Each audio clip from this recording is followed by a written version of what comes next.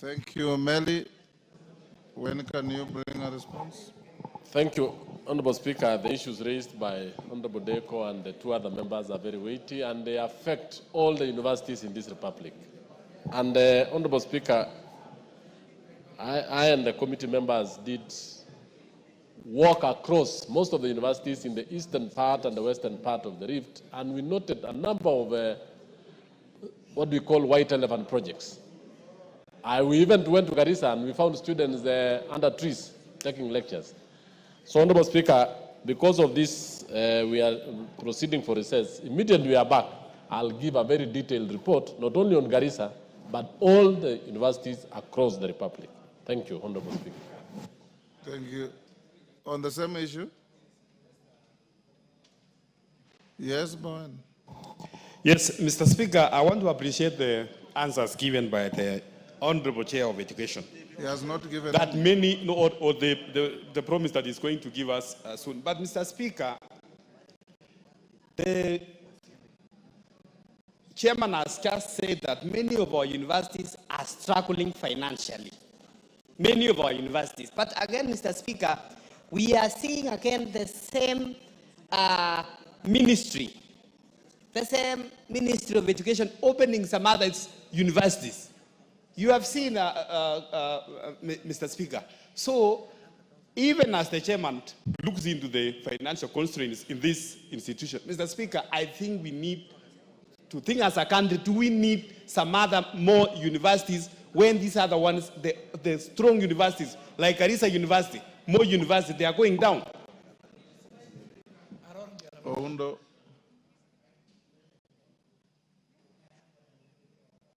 Speaker, I also want to concur with the sentiments of Honorable Bowen. Honorable Speaker, the truth of the matter is that our universities are limping. And the government or the executive has no capacity to fund and sustain these universities. Probably as he comes up with that statement, you need to be very clear on what modalities, what measures are you putting in place to make sure the universities that exist remain afloat, and what measures are you going to put in place to shut down those that cannot remain afloat and have got no capacity to remain afloat? Honorable Speaker, many days, every day you see a university has been opened here, then when you go to the constituencies, they force you, can you go ask for a university? But where I sit, I know it's no longer sustainable to open new universities. We need to be very clear as a country, do we need to continue? And in any case, Honorable Speaker, even if you look at the returns from KUSIPs, you find most students who even qualify to go to university are opting for TVET instead of universities. So it's time now to start to rethink how do we manage our universities. Thank you, Honorable Speaker. Meli, you will do as you have promised. Kainan.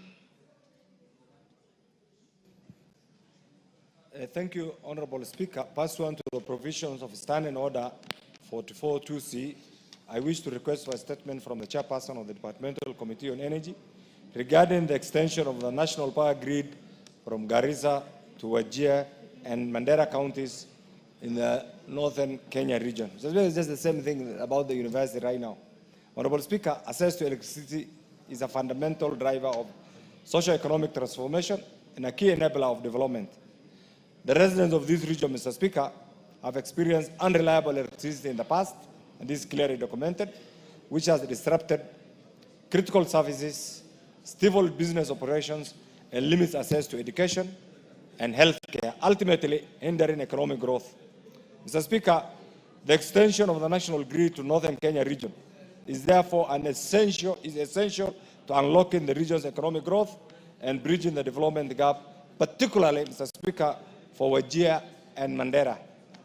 Honorable Speaker, it's against this background that I request for a statement from the Chairperson of the Departmental Committee on Energy on the following: a report on the current status of funding, planning, and implementation of the extension of the national grid from Garissa to Wajir and Mandera counties in the northern Kenya region, including the timelines for completion. Mr. Speaker, this project has been in the pipeline since independence, Mr. Speaker, and it has never taken off. We just need to know the truth. Two, Mr. Speaker, the immediate and long-term measures the government is putting in place to ensure the residents in northern Kenya region get access to reliable and affordable power, Mr. Speaker. And finally, Mr. Speaker, the plans that the government is putting in place to address the gap in the provision of power in the region, including alternatives for provision of off-grid solar access. I thank you, Honorable Speaker. Chair Energy Gikaria, when can you bring a response? Honorable Speaker, if given an opportunity, we can bring after recess once you are back. Honorable Speaker, remember 2 weeks ago, the same thing was raised again here. And I think it is a very critical matter. So you combine and bring second week Thank you, Honorable after Speaker. recess. Mashua Waidaka.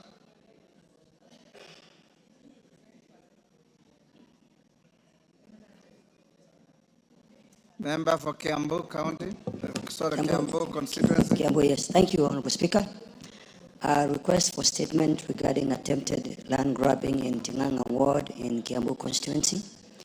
Honorable Speaker, pursuant to Standing Order 44-2C, I wish to request for a statement from the chairperson of the Departmental Committee on Lands regarding the attempted land grabbing targeting the family of the late Mr. Wilson Bodu in Tinganga Ward, Kiambu County.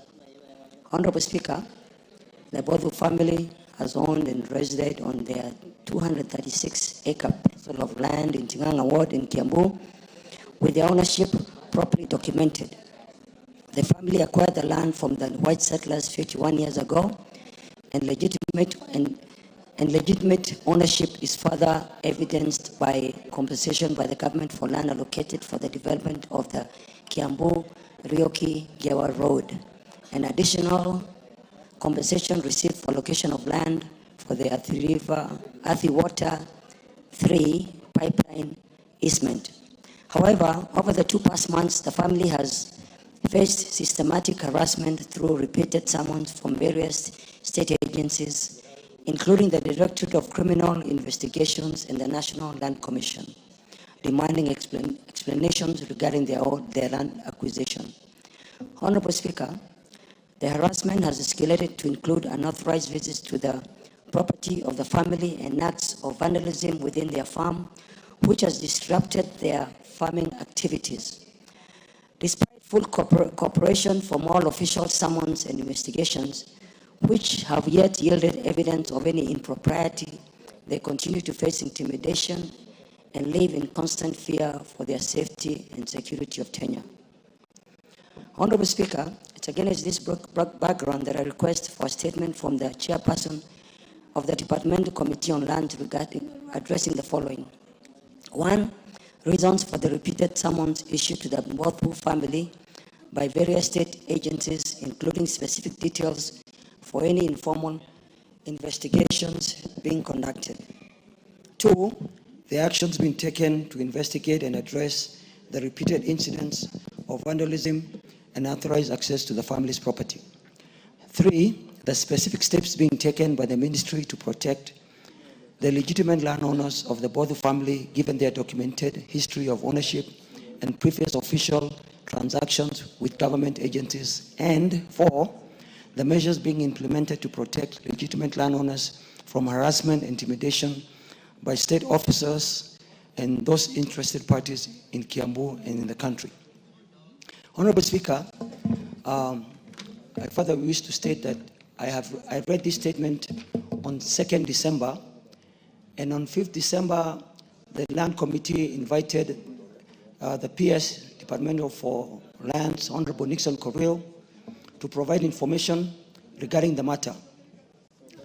And the record was set straight that indeed both family do indeed own this land. Honorable Speaker, on the 22nd April of this year, around 11:30 a.m., the family alleges that officers from the DCI headquarters went to the family farm and asked them to vacate the land. It's with this, Speaker, that I seek your direction on this matter. Thank you. Chair Lands. Any member of Lands Committee? Rachel Nyamai, can your committee bring a response after the recess? Yes, Honorable Speaker. Second week. I commit to inform the chair so that the response can be brought the second week after opening. Thank you, Speaker. Thank you. Cynthia Muge, she had approached the chair and indicated she was going out to a meeting, so her question can be deferred to tomorrow. Her request rather for statement deferred to tomorrow. Response, no, before that, Julius Olesunguli.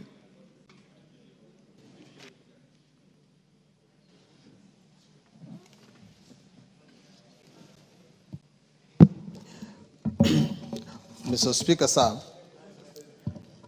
pursuant to the provisions of Standing Order 44.2c, I wish to request for a statement from the chairperson of the Departmental Committee on Administration and Internal Security regarding the unfortunate incidents at Angata Barikoi in Kilgoris constituency. Mr. Speaker, sir, yesterday, Monday the 28th of April 2025, was a very sad day for Kilgoris.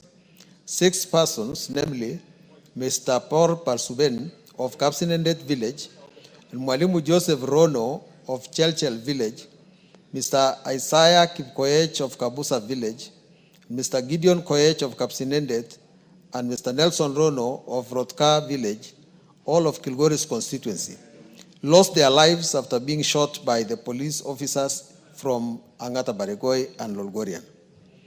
In addition, the Registrar of Lands Kilgoris, Mr. Jepkwesi, and several other officers and were also injured and admitted to various hospitals within the area. The incident occurred during a protest that erupted over a disputed parcel of land where the current residents are believed to be the rightful owners, having lived there as their ancestral land. The security situation in the region remains tense following this incident. Mr. Speaker, it's against this background that I request a statement from the chairperson of the Departmental Committee on Administration and Internal Security on the following matters. 1, the chairman should inform us who authorized the police officers to use live ammunition against residents who are not armed. 2, why did the registrar and surveyors go to survey land belonging to people of Angata without their consent and fully knowing that the land has a title deed? Each of those pieces of land are owned by definitely known people. And what was the reason why they had to go and resurvey people's land? Who wants to take that land? Mr. Speaker, thirdly, why is the ministry, and I'm talking about the Ministry of Internal Security, retaining officers in Lolgorian and in Transmara South who have overstayed and they have outlived their usefulness? And now they are being used, I don't know, for some special interest. Can the chairman tell us whose interests are these officers serving, and can he consider removing them immediately? And Mr. Speaker, the government should consider ensuring that the families that have lost their people have been compensated. Mr. Speaker, I beg to request. Kitayama. Mheshimiwa Spika, kwa ruhusa yako naomba kumuunga mkono Mheshimiwa jirani, Mheshimiwa Sunkuli.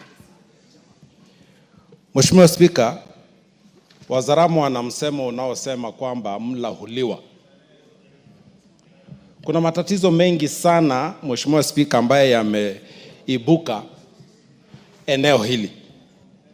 Na matatizo haya Mheshimiwa Spika, sisi tunashangaa kwamba mara kwa mara kilio kikubwa zaidi kinatokana wakati ambapo vyombo vya dola kwa serikali tofauti tofauti vinaingilia swala hili. Mheshimiwa Spika, juzi tu hapa mwezi wa 11 Mheshimiwa Sunkuli aliomba statement ya aina hii kwa ajili ya mambo haya, na wakati huo ilikuwa ni Angata Baragoi Guitembe mpakani pale. jamii ya jirani zetu wanazozana Wakuria na Kipsigis. Mheshimiwa Spika, wakati huo ikaonekana ni jambo ambalo linahitajika lichukuliwe kwa dharura. Wewe Mheshimiwa Spika, ni kushukuru sana kwa sababu ulitoa agizo kwamba kamati ya usalama, kamati ya administration ambayo inaongozwa na rafiki yangu, ndugu yangu, jirani yangu Mheshimiwa Tongoyo, aje pale katika eneo la tukio aweze kuangalia ni nini tunaweza tukakifanya ili kwamba usalama uweze kuendelea kuwepo pale. Mheshimiwa Spika, mimi ukawa umenituma mimi kikazi kwenda Dubai. Nikakata safari yangu kwa siku 2 mfululizo ambazo nimerudisha hata hela ambayo ulikuwa umenipa mimi kwamba nikaweze kuwa pale. Kwa sababu jambo hili ni nyeti, nikarudi. Tukaenda katika eneo la tukio. Tukajaribu kuangalia, na kamati hiyo ni washukuru sana kwa sababu walisikiliza watu wetu na wakapata uhalisia wa mambo. Shida ambaye hata bunge hili linajua kwamba imenukuliwa kuwa imeanza tangia miaka ya kabla ya uhuru. Na Mheshimiwa Spika, ukweli ulioko ni kwamba tumekataa kama nchi kufuata haki, na tunafanya hivyo makusudi tu. Sasa Mheshimiwa Spika, mimi namuunga mkono jirani Mheshimiwa Sunkuli, na ninasikitika sana na kutoa rambirambi kwa wale familia ambao wameweza kupoteza maisha yao, jamii hizo ambazo zimepoteza mali na matatizo ambayo yanaendelea katika ukanda ule. Lakini Mheshimiwa Spika, naomba Mheshimiwa Spika, kama nilivyosema hapo juu nikianza kwamba mla uliwa. Mheshimiwa Spika, damu ya binadamu ni damu ya binadamu. Sio vizuri Mheshimiwa Spika itoe picha nzuri, taswira yake inakuwa ni mbovu. Kwamba miezi 2 iliyopita, wiki 2-3 iliyopita, Wakuria waliuawa katika eneo hilo. Na Mheshimiwa Spika, sikuona purukushani ambaye ninaona sasa hivi. Sasa hivi maafa ambaye tunajutia yanaonekana kama ambaye ni maafa makubwa zaidi kuliko maafa yaliyofanyika kwa jamii ya Wakuria. Mheshimiwa Spika, ukanda huu unahitaji mjadala, na sio mjadala wa kupapasa. Unahitaji mjadala wa halisia kwamba eneo hili kihistoria, kwa sababu kila mtu anayezungumza mambo ya eneo hili, shambo hili, anazungumza historia. Sisi Wakuria tuna historia yetu, Kipsigis wana historia yao, Wasiria ndugu zetu, jamii ya Maa wazuri sana, majirani zetu wazuri sana, wana historia yao. Na sisi wote tunakubaliana kwamba maeneo hayo, sisi jamii zile ziko pale za Maa, Masai, Siria, Moitanic, Wasingishu, na sisi Wakuria pamoja na Wakisii na wale wengine wote ambao ni wa kununua pale, tuishi pale kwa sawia. Watu wote tuna haki kwa sababu katiba hii inatupa haki, Mheshimiwa Spika. Sasa haipendezi kwamba hii kamati malizeni. Mheshimiwa Spika, kamati ya administration hii, statement ya pili inakuja kutolewa na Mheshimiwa Sunkuli kwa swala hilo hilo. Kwani hawa watu ni wazembe, ama ni kutaka hawataki, ni kazi hawataki kufanya, ama wanafurahia Wakuria wakifa, Kipsigis wakifa, wanataka nani afe ndio waje kutatua tatizo hili? Mheshimiwa Spika, jambo hili linaudhi Mheshimiwa Spika. Yes. Tongoyo, ni uzembe au ni kutotaka kufanya kazi? Hii ni ya lands au ni security? Yes. Thank you, Honorable Speaker. Of course, Honorable Speaker, knowing the importance and sensitivity of this matter, we will respond immediately on resumption from recess. But Honorable Speaker, having said this, I want to say the following. Honorable Speaker, I personally want to join... Tongoyo, given the gravity of the matter, yes, and the loss of lives, is there somebody playing some gadget in the house? Who is playing a gadget in the house is out of order.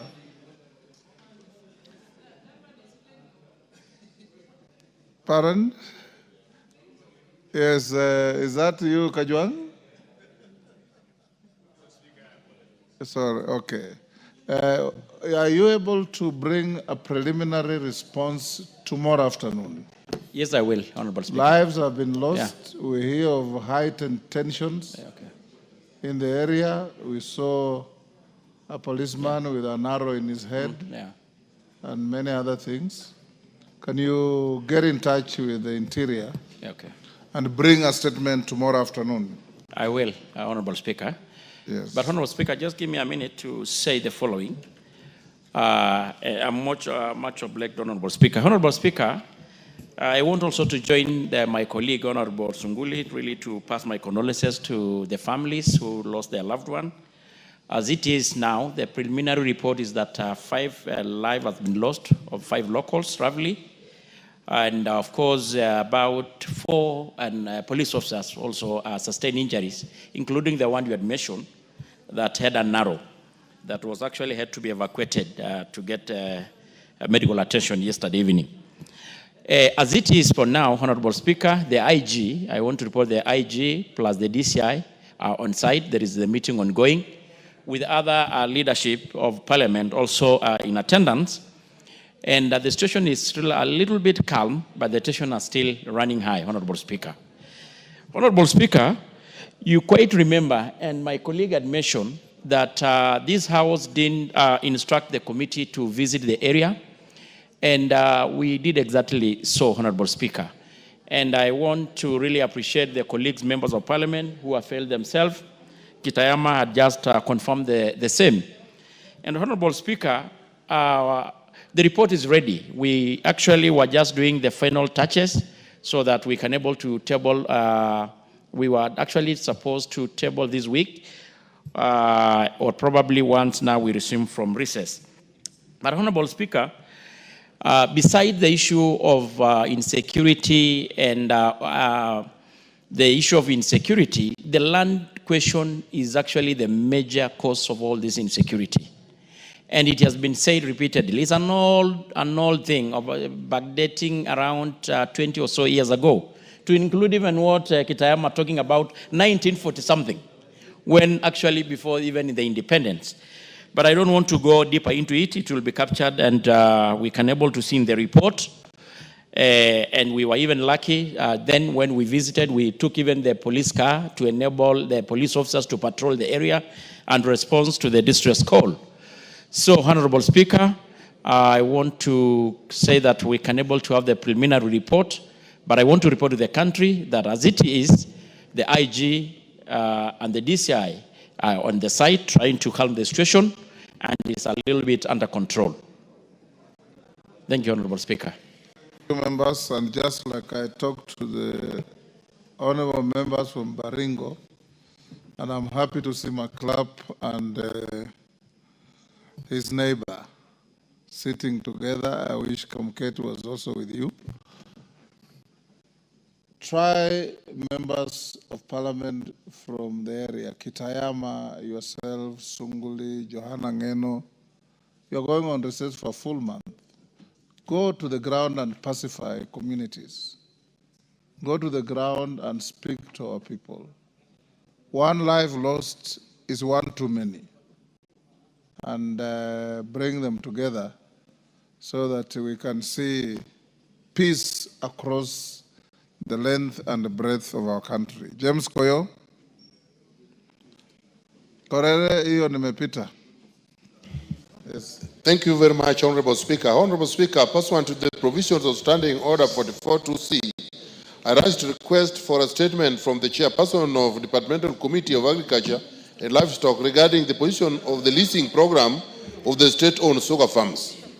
Honorable Speaker, the Kenya sugar subsector plays a vital role in the agricultural sector and the Kenyan economy. The industry contributes to food security, employment creation, regional development, and improved livelihoods for more than 8 million Kenyans.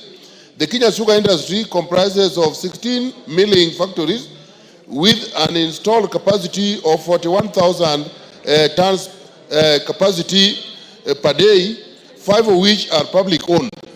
The public mills are Chemelil Sugar Company, Miwani Sugar Company receivership, Moroni Sugar Company receivership, Nzoia Sugar Company, South Nyanza Sugar Company, and Mumia Sugar Company, where the National Treasury is the single largest shareholder. Honorable Speaker, as part of a new revitalization plan, the government of Kenya initiated the process of leasing 5 public sugar farms, including Chemelil Sugar Company, Moroni Sugar Company in my constituency, Nzoia Sugar Company, South Nyanza Sugar Company, and Miwani Sugar Company also in my constituency to private investors for modernization, for the purpose of modernization, efficient management, and increased productivity. Whereas the public was assured of a transparent and open process that would meet the expectations and aspirations of stakeholders and the Kenyan taxpayers in value addition. The exercise has since appeared to have been driven to extreme secrecy, which has contributed to the failure for the targeted industry to gain operationalization stability as envisaged. This has raised concern among farmers in the sugar belt, and the outcome of the resolution for the exercise will affect the livelihood which is dependent on sugar cane farming. Honorable Speaker, it is against this background that I request for a statement from the Chairperson of the Department Committee of Agriculture and Livestock on the following. 1. The status or the position of the leasing program of the state-owned sugar farms, particularly Moroni Sugar Company and Chemelil Sugar Company, and also the status of Miwani Sugar Company, which together with Moroni are under the same receivership. And during the advertisement for the so-called leasing program, Miwani Sugar Company was also listed for leasing, but has since been quietly hived out for a process that will canvass at a later date. The criteria that was used in tender evaluation regarding the leasing program of Moroni Sugar Company and Chemelil, since these are public properties, everything about them is public. We want whoever is concerned to come out with a program, make it public, and tell the public, this is what we wanted, this is why this company that tendered did not meet the threshold, and this is why this so and so met this threshold. The composition of tender committees that considered the leasing exercise and the recommendations they made, everything is being done in secrecy, and we have fear, the people here fear that the political class has hijacked the process and is determining it on their own and on their own consideration. And I'm telling you, Honorable Speaker, at the time of asking this question in Parliament, the constituency where these factories are is volatile. The workers are already demonstrating. The farmers are going to join them. The businessmen are soon. Your acceptance was to read the statement that I approved, not to debate it. Have you finished? Yes. Don't engage in extra statements. Thank you, Honorable Speaker. It's against this that I ask the chairman of departmental committee to come with a statement and make sure it is a statement that will meet the expectations of the public. Thank you, Honorable Speaker. Karoli Omondi, you want to joyride on that? Yes, Honorable Speaker. On 27th September 2023, you did direct the Cabinet Secretary for National Treasury to write to me explaining the efforts made by National Treasury to recover and protect the nucleus estate of Miwani Sugar Company, in particular LR number 7545/3, which is about 11,000 hectares. This matter, I believe, is still alive because I have in my hands here a letter dated 11th April 2022 from the PS Agriculture, reference MOALD/SDCD/legal/18C to the Director General, Kenya Sugar Board, asking that Kenya Sugar Board and Miwani Sugar Company and some other people in court enter into a consent. We have a copy of the consent also here, proposed consent, and I have not received any communication from Treasury as to what they are doing about this particular land. And I believe your directives are not issued in vain. So it is part of this, and I would be happy to get a statement. Clerk, follow up so that the response covers both the concerns of Honorable Koyo and Honorable Karolo Mondi. Yes, Mele, on the same issue? Thank you, Honorable Speaker. Honorable Speaker, what Honorable Koyo and Honorable Karolo Mondi raised is a very pertinent issue, especially in the sugar belt. My constituency and the constituency of Honorable Koyo are actually, we serve the three factories. We serve Moroni, Chemelil, and Miwani. And in fact, these factories are actually public entities, and we allow the government for the reforms, but the reform should be transparent, it should be, the people should be involved, and more importantly, there should be public participation on the several process that is going on. But the other day, Honorable Speaker, we heard that a new investor is coming in, and in fact, in the grapevines from the farmers, that they are going to make these existing mills to be collection centers for sugarcane, which is actually putting everybody in jittery. So, Honorable Speaker, we are asking that this be treated with the urgency it deserves, so that the public does not lose anything. Thank you. A response on the same issue of sugar? No, we don't have any something else on the order paper.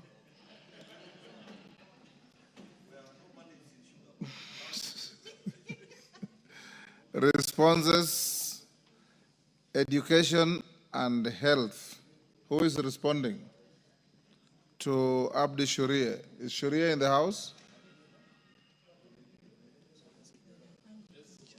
Okay. Oh yes, agriculture. Where is the chairman? Ferdinand, yes, you are a member of that committee. Can you discuss with your chairman and bring a response? Yes, Mr. Speaker, I think after recess. It's very important after the recess. May I get the information so I can be able to have a meeting? Because sugar is very important, and I think we even made a tour in that region. So I think we can give a response after recess. Thank you. 2 weeks after recess. Education and health. Is Honorable Shuria in the house? He's not. Were you ready with the response?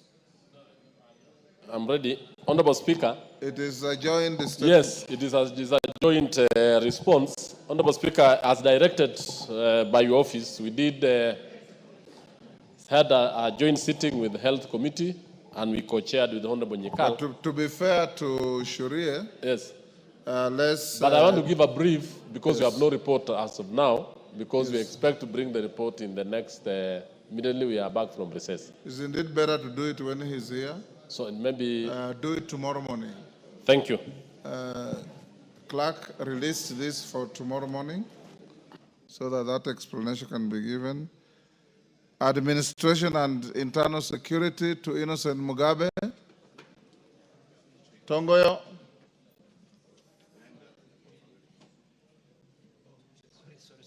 You have a statement to give?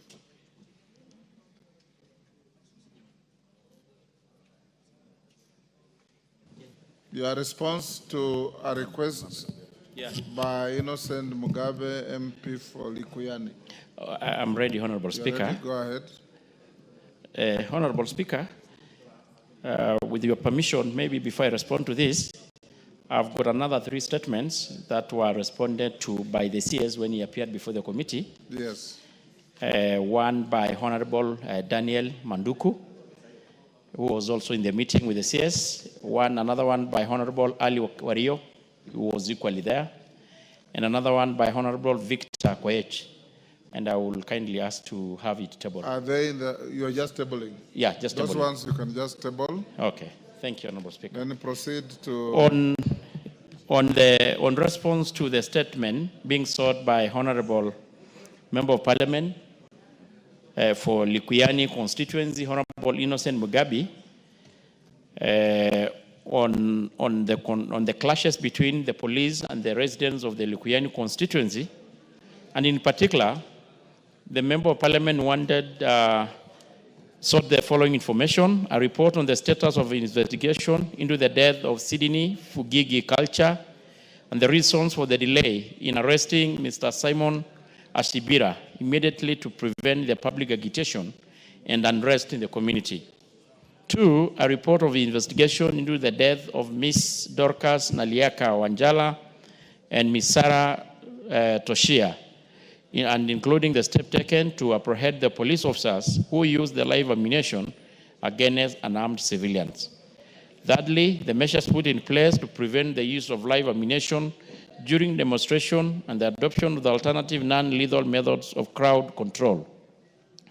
And 4, the step being taken by the ministry to compensate the families of the deceased person. And I want to respond as follows. On 3rd March, during a local funeral event, a disagreement arose between Simeon Ashibira, the community policing chairman of Zoia Division, and the late Sydney Fugigi, a grave digger. The conflict was triggered when the family of the deceased expressed concern about the Sydney's presence, alleging that he might steal from their guest based on past experience, and consequently they requested the Ashibira to be removed from the homestead. The Sydney left the event visibly unsettled and disgruntled. On the 4th March, the Sydney visited Ashibira's home to confront him over the perceived embarrassment at the funeral, and a heated exchange ensued, during which Sydney allegedly made threatening remarks, prompting Ashibira to forcefully remove him from his compound. And reports indicate that this act of removal resulted in an alleged assault on the Sydney. Later, Sydney was found unconscious approximately 3 kilometers from the Ashibira's home, suffering from a head injury and bleeding. Police officers, with the help of the members of the public, rushed him to Mabushi Health Center for initial treatment before referring him to the Kitale County Referral, and unfortunately succumbed to his injuries on the 9th. Following the incident, Simon Ashibira, age 75, and his son, Victor Ashibira, age 42, who is known to be mentally unstable, were taken into police custody and arraigned in court. On the 10th, Butali Law Court approved their remand at Likoni Police Station for 21 days, pending the completion of investigation. A postmortem examination conducted on the 20th at MTRH Eldoret confirmed that Sydney Fugigi died due to head trauma caused by a blunt object, and the case is pending before the court.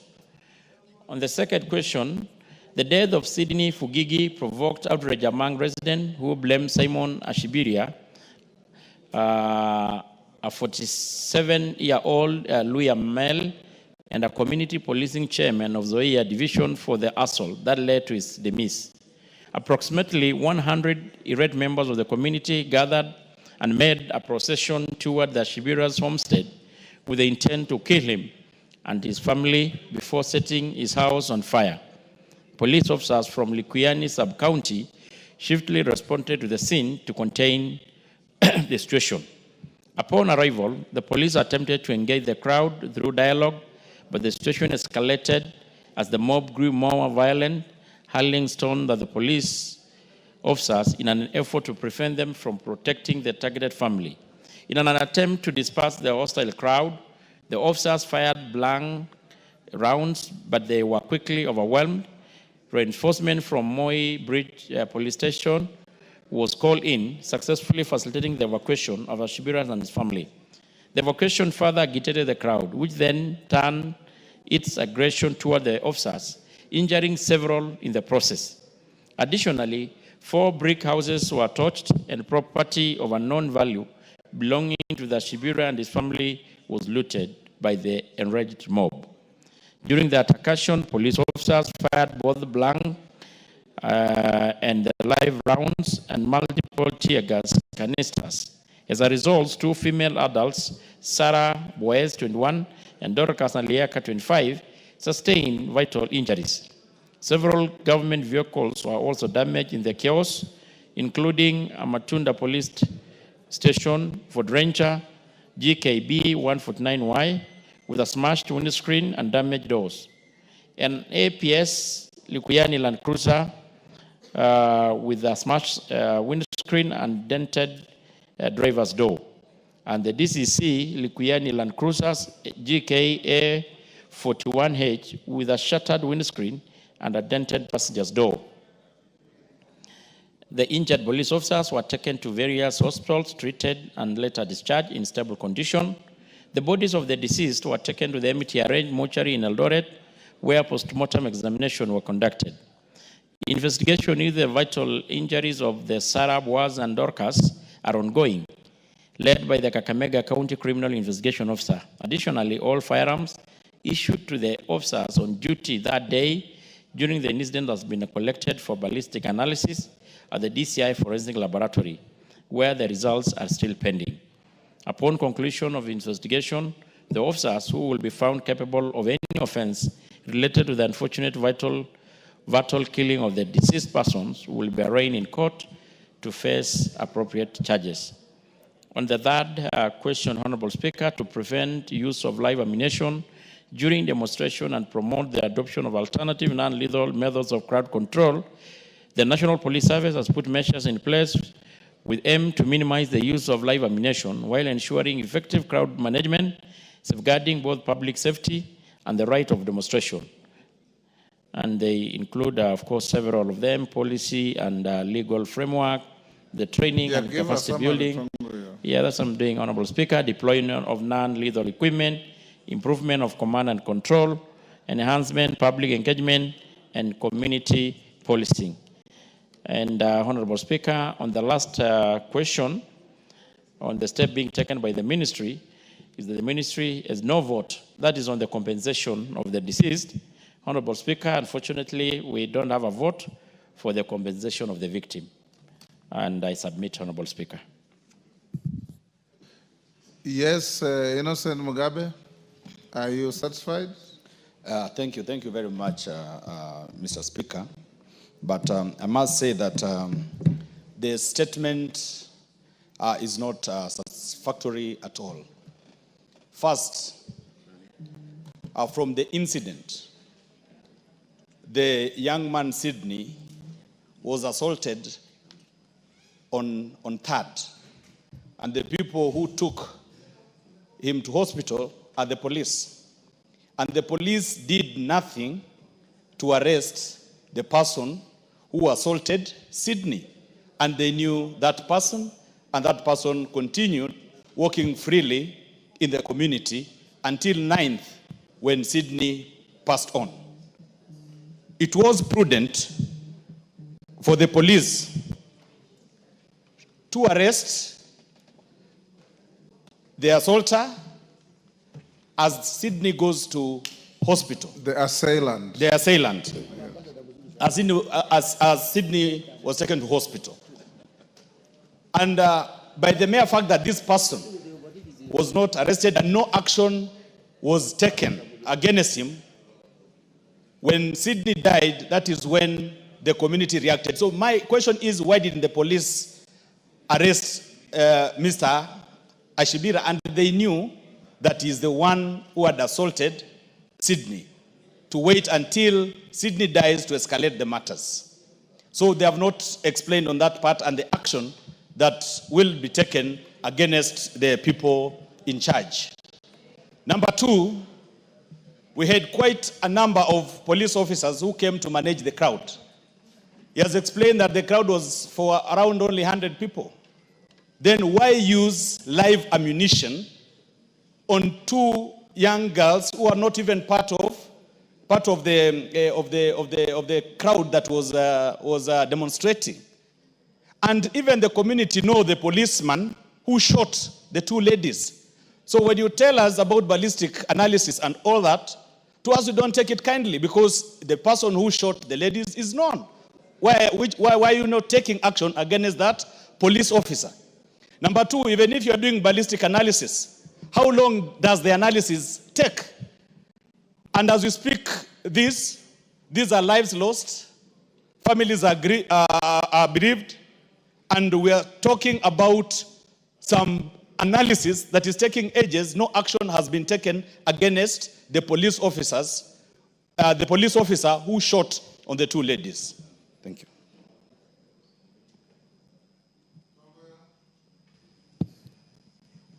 Umesikia vile umeulizwa? Unaweza kujibu? Mheshimiwa Speaker, and I think that is a report as presented to us by the ministry. Maybe I can able to sort a follow-up question, clarification Has on the anybody issue been raised. charged out of this incident? Innocent Mugabe, has anybody been arraigned in court out of this? Yeah. Give him the mic.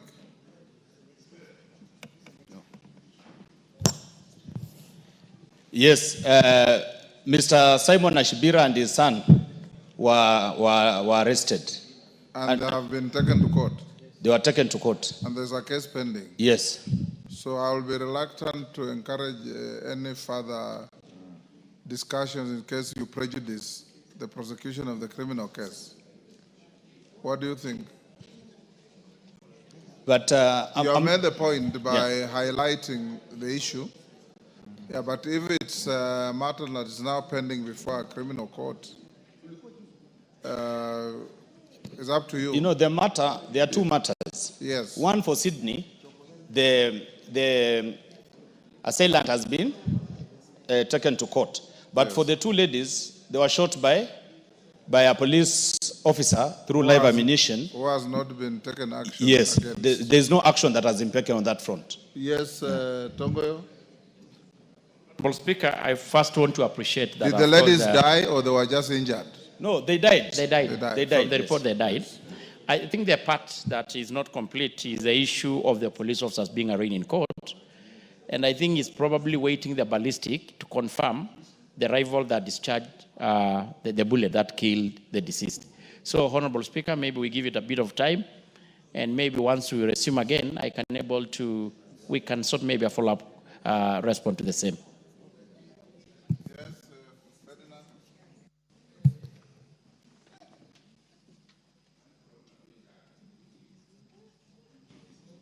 Mr. Speaker, I just want to make a very general comment that I think there should be something wrong with the police that when you call the police, like what happened in Mikoris and what happened in this case, where the police, there's no discipline at all.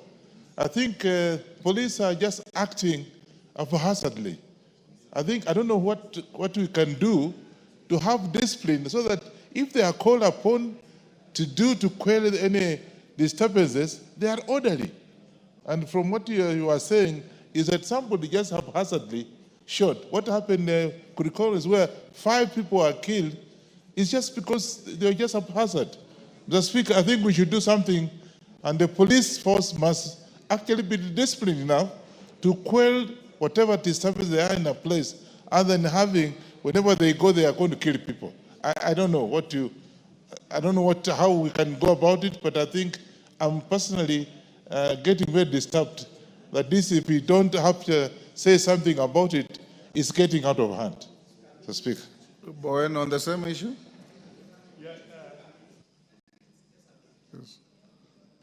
Bowen? Mr. Speaker, mine also is just a general comment, Mr. Speaker. We have seen, I don't know, Mr. Speaker, we need to have the chair of security to seriously sit down with our heads of police, the IG and the security team, Mr. Speaker, because there is a serious disconnect between the people, the citizens, and police, Mr. Speaker. Mr. Speaker, some few months ago, you saw a crowd of people actually chopping a hand of a policeman somewhere in Narok because of an accident or an incident which happened somewhere. You saw yesterday, there were 5 people who were killed by police. The case of in Lukuyani and many other parts in the country, Mr. Speaker. I think there is need for the police to come up with a policy on how they can have the policemen work with the Wananchi very well. And then number 2, Mr. Speaker, we need also to sensitize our people to respect the law enforcement officers, Mr. Speaker, because I look at it that at a point where a policeman is threatened and his life is in danger, that's a time they use their firearm. And by so doing, Mr. Speaker, sometimes even killing innocent people. So as a country, Mr. Speaker, I think we need to look on how we can have our police work together and provide, security and service to our people, and also on the side of the citizens to obey the law enforcement officers. Yes, Oundo, on the same issue. Honorable Speaker, what happened in Honorable Mugabe's place, Likuyani, is a cultural practice amongst the Luya called, in where I come from, it's called Osola, which in say translated means to revenge against a confirmed assailant who causes death. Honorable Speaker, I had a similar crisis in my constituency about 3 weeks ago. Luckily enough, we didn't lose any lives, but we lost a lot of property. And there was no even that injury to the police. Only 8 policemen were dispatched out of a crowd of about 200 people. That's why we are saying that probably the police service needs to study the cultural context of such kind of eventualities and know how to manage. Because sending 8 policemen to control 200 people who are intent on exerting revenge, you are actually putting the life of the policemen in danger, and you are not protecting the affected families. It's a debate that the police service needs to have, because the level of anger by the people against anything looking like government is so heavy, is so deep, that as a country must have that discourse at the earliest moment possible. Otherwise, Honorable Speaker, and the chair is listening, we are going to have fatalities, both from the civilians and the police, whenever any confrontation, any issue arises. It's a debate that we cannot put under the carpet. We must have it now and not later. Thank you, Honorable Speaker. 1 minute. Thank you, Mr. Speaker. Mr. Speaker, I'm actually listening to Honorable Oundo, and he's saying this is a debate we may have before there are fatalities. The day after tomorrow, I'm burying my cousin, who is a police officer who was beaten by the public in Bomet. So it's actually a reality. It's called Samuel Orina. We are burying him, and we buried my uncle last week. The same home. And Mr. Speaker, there were sent 2 people, 2 policemen. You must also have seen a policeman under excruciating pain with an arrow lodged in his head. Yes. You can imagine, Mr. These Speaker. policemen are also your children. Yeah. So, Mr. Speaker, you find that in reality this happens. We must find a way of dealing with this, because normally in the house we talk like it's something that happens somewhere. Me, I'm telling you, my first cousin, we are burying him the day after tomorrow. He was killed in Bomet. He was beaten, was left for dead. He went and died of injuries about a week ago. So we need it, something that is no longer theoretical. You need to deal with it seriously. Tongoyo, you hear that? Yes. Give me the mic. Honorable Speaker, I really want to associate with the sentiment of the members, but Honorable Speaker, is just fair enough to say that police officers are also human beings. They are fathers, they are wives, and many a times, Honorable Speaker, as much as we normally, it's easy to condemn the police officer when they're in the wrong. Very rarely do we really appreciate and recognize them when they do good. We just see them when they fail. But once, Honorable Speaker, they do right, or of course they do even deterrent of crime, or even those who are actually in our borders to keep us here safe, we hardly appreciate them. That is an unfortunate reality. I'm not defending those rogue officers who may be a little bit go and against their ethics and the provision to kill innocent citizens. But equally, the citizens must at all time, Honorable Speaker, not take the law in their own hand. So that is what I have to say. That is why we have the community policing, so that we can able to close the gap that does exist, Honorable Speaker.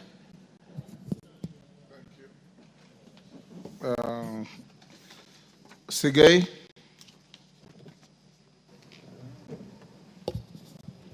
Honorable Sige. Yeah, thank you, Mr. Speaker. I rise to request you, Mr. Speaker,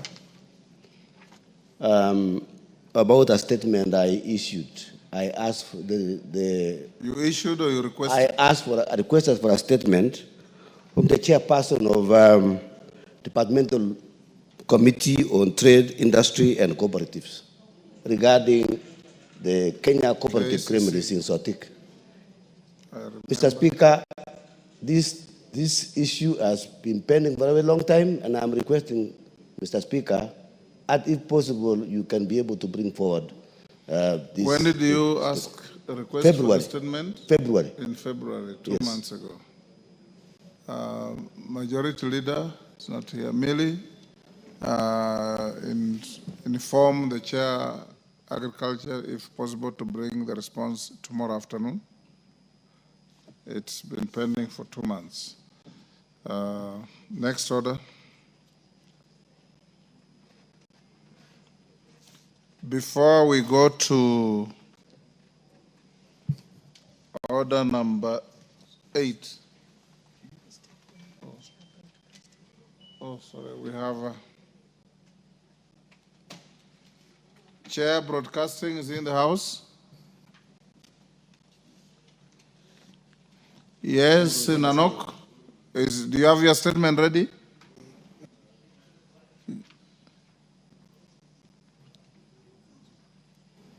Give him the mic. Yes, Speaker, I have it ready. Yes. But Speaker, looking at the attendance in this chamber and considering the kind of communication I would want to... You can do so tomorrow morning. For sure. Yes. As long as there would be good attendance so that most Is of the neither members here nor can there. pick the information. Yes. Thank you. Proceedings are recorded. Thank you. Allow Honorable Nanok to issue that statement tomorrow in the morning proceedings. Next. Honorable members, before we go to order number 8, which is a committee of the whole, allow me to give this guidance on proposed amendments to the Social Protection Bill, National Assembly Bill number 12 of 2025. Honorable members, before the House proceeds to the next order, which is consideration of the Social Protection Bill, National Assembly Bill number 12 of 2025 and the VAT, Value Added Tax Amendment Bill, National Assembly Bill number 11 of 2025. In the Committee of the whole House, I wish to provide guidance with respect to consideration of some of the amendments proposed by individual members. Honorable members, as you are aware, it is now established practice under the Constitution that when considering any matter that has a financial implication, the House is bound by the provisions of Article 114(2) of the Constitution.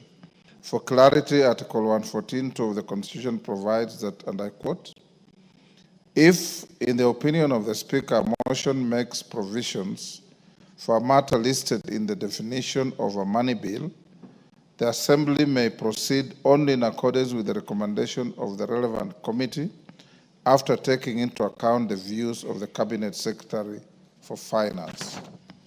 In this regard, honorable members, as you will notice that in today's order paper, the member for Funyula, Honorable Dr. Ojambo Oundo, MP, has proposed amendments to the Social Protection Bill Social Protection Bill 2025. He is proposing to amend clauses 2 and 31 and introduce new clauses 30A and 30B in the bill, all relating to establishment functions and membership of social protection committees in each sub-county. I have analyzed these amendments and noted that they contain proposals touching on matters listed in the definition of a money bill pursuant to the provisions of Article 114(2) of the Constitution. This means, honorable members, that such proposal may only be proceeded if there is concurrence of the National Treasury through the Departmental Committee on Social Protection. In the absence of evidence that the amendments were processed in the manner contemplated in Article 114 of the Constitution, the Speaker is left with no choice but to direct that the Committee of the Whole House shall not consider any of the amendments or parts of the amendments that have been published in the order paper without a disclaimer. Honorable members, Committee of the Whole House on the Social Protection Bill 2025 will therefore proceed without referring the proposed amendments by the Honorable Oundo and will be considered as though the amendments have been withdrawn. The House is accordingly guided. Next order. Oundo, unasikia hiyo? Yes. No comment. I've just given direction. I'm not inviting you to comment to that. Next order. Order number 8, Committee of the Whole House. Honorable members, standing.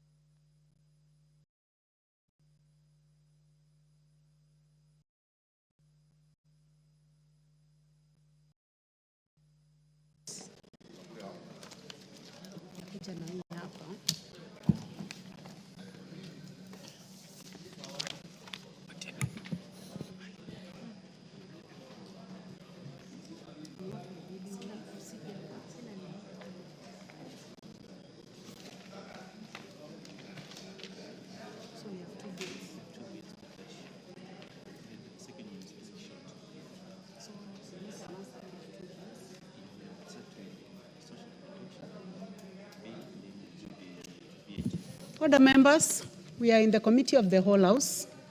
We have two bills to deal with. One is Social Protection Bill, National Assembly Bill number 12 of 2025, and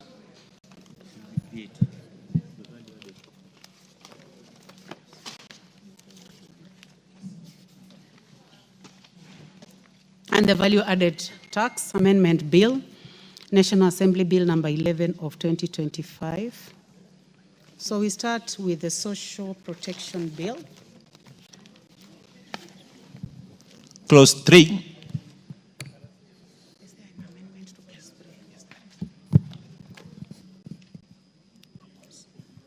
I propose the question that Clause 3 be part of the bill.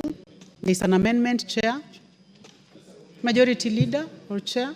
Okay, thank you. Chair is in the House. Okay. Honorable Chair, I beg to move that Clause 3 be amended as indicated on the order paper.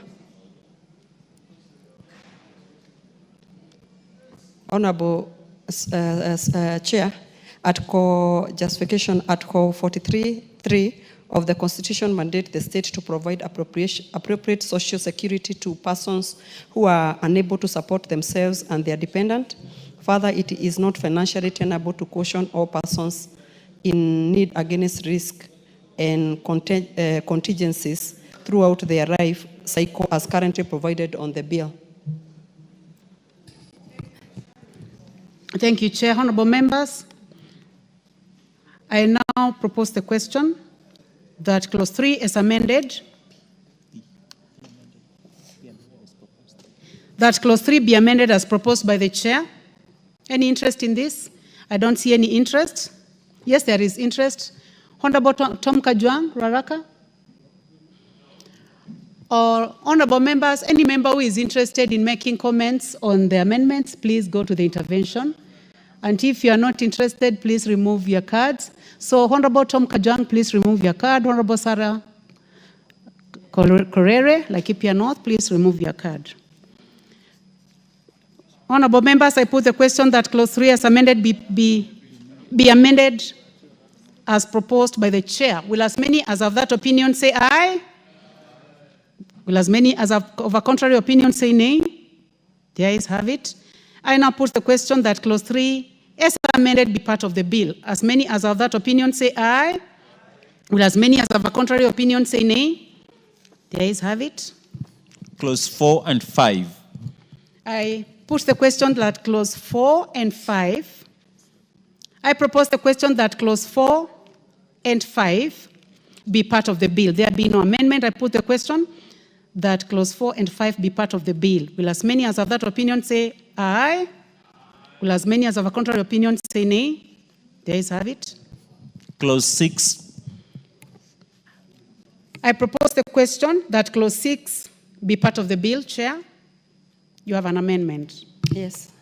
Honorable Chair, I beg to move that clause 6 be amended as indicated on the order paper. The justification of this is a replacement of the word may with shall will obligate the county government to implement national government policies on social protection through county-specific registration and strategies as opposed to making it optional as currently provided in the bill. Thank you, Chair. Honorable James Nikal, do you have interest in this? Let me first of all propose the question. I propose the question that clause 6 be amended as proposed by the chairperson. Honorable Nikal. Thank you, Chair. I rise to support this amendment. Social protection, Chair, is actually important. As of now, there is a lot of disconnect between what is happening at national level and at the county level. And actually, there is duplications. So I think this amendment actually will create the link that is required and even give provision for the counties to actually look at ways that they'll do. This is actually more appropriate to them. Therefore, I support. Thank you, Honorable Nikal. Honorable members, I now put the question that clause 6 be amended as proposed by the chairperson. Will as many as have that opinion say aye? Will as many as have a contrary opinion say nay? The ayes have it. I now put the question that clause 6 be amended as amended be part of the bill. Will as many as have that opinion say aye? Will as many as have a contrary opinion say nay? Honorable members, will as many as have a contrary opinion say nay? The ayes have it. Clauses 7 and 8. I propose the question that clause 7 and 8 be part of the bill. No amendment, so I put the question that clause 7 and 8 be part of the bill. As many as have that opinion say aye. Will as many as have a contrary opinion say nay? The ayes have it. Clause 9. I propose the question that clause 9 be part of the bill. Honorable Nganga, you have an amendment. Chairperson. Thank you. Honorable Chair, I beg to move that clause 9 be amended as indicated in the order paper. These amendments seek to ensure that the statutory mandate of existing ministries, department, directorate, state corporation, trust, or other agencies of the government are not interfered with or affected by operation of the National Board for Social Protection. Thank you, Chair. I now put the question. I now propose the question that clause 9 be amended as proposed by the chairperson. Any interest in this? Professor Waudo, member for Funyula. Chair, the amendment under B does not clearly come out clearly, Honorable Chair, because I really don't foresee, probably the Chair could explain a little bit, because what problem are they trying to cure? Because by saying that despite Section 1, nothing in this Act confers upon the board the power to perform functions that are under the mandate of other government ministries, departments, trusts, or agencies. I cannot fathom how a board can undertake a function that's not within their remit. Yet, I don't understand which other ministry or department that has got the powers or the authority to undertake social protection services. Because the way the I think you have framed, made your point. You've made your Chair. point. Honorable Chair, would you kindly explain the Thank you very rationale much. for 9B? Thank you very much. We needed to clarify, Honorable Chair, because we see most of the time there are boards that are, when they're executing their mandate and they refer that mandate is being undertaken by another board on another department. I was sitting with the Committee of Social Protection with Honorable Nikal, and we realized even with the department that we oversight, there are those ones who are oversighting other departments that they are not supposed to be. So this one is creating that problem to specifically deal with their mandates. Thank you. I give a chance now to the Honorable Member for Seme. Chair, this is, I rise to support this. because it's the definition of social protection. To a large extent, when we talk of social protection, people actually see cash transfers. People don't realize that even SHA, health insurance, is social protection. Agricultural subsidy is a social protection. School feeding is also social protection. So without putting that, but I think there is also further on means for cooperation without bringing that. So that conflict always occurs if one is not careful. Thank you. I support. Thank you, Honorable Nyikal. I now put the question that clause 9 be amended as proposed by the chair. Will as many as of that opinion say aye? Will as many as of a contrary opinion say nay? There is have it. I will now put the question that clause 9 as amended be part of the bill. Will as many as of that opinion say aye? Will as many as of a contrary opinion say nay? There is have it. Clause 10. I propose the question that clause 10 be part of the bill. Mover, chairperson. Honorable Chair, I beg to move that clause 10 be amended as indicated on the order paper. This inclusion of the principal secretary dealing with children matters in the board is critical in ensuring that this vulnerable yet significant and populous proportion of the nation is accorded due regards and consideration, considering that matters affecting children welfare are broad, delicate, and precise.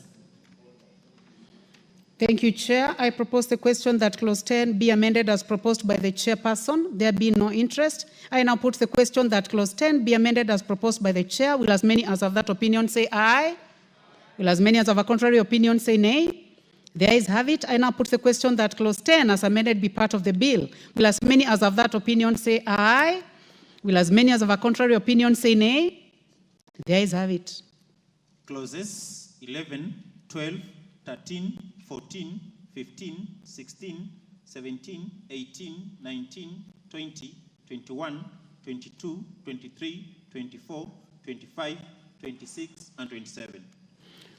Thank you. I propose the question that clauses 11 to 27 be part of the bill. There have been no amendments. I now put the question that clauses 11 to 27 be part of the bill. Will as many as of that opinion say aye? Will as many as of a contrary opinion say nay? There is have it. Clause 28. I propose the question that clause 28 be part of the bill. Chair, you have an amendment. Honorable Chair, I beg to move that clause 28 be amended as indicated on the order paper. The justification is most caregivers who give care to children, persons with disability, and other vulnerable persons have no source of income since they are engaged with the vulnerable care receivers, typically on a daily basis, and as such are deserving of social protection intervention. Thank you, Chair. I propose the question that clause 18 be amended as proposed by the chair. I see the honorable members, I would like to take that again. I propose the question that clause 28 be amended as proposed by the chairperson. The Honorable Professor Oundo. Chair, it might be well-intentioned, but it has got all the hallmark of fraud being committed.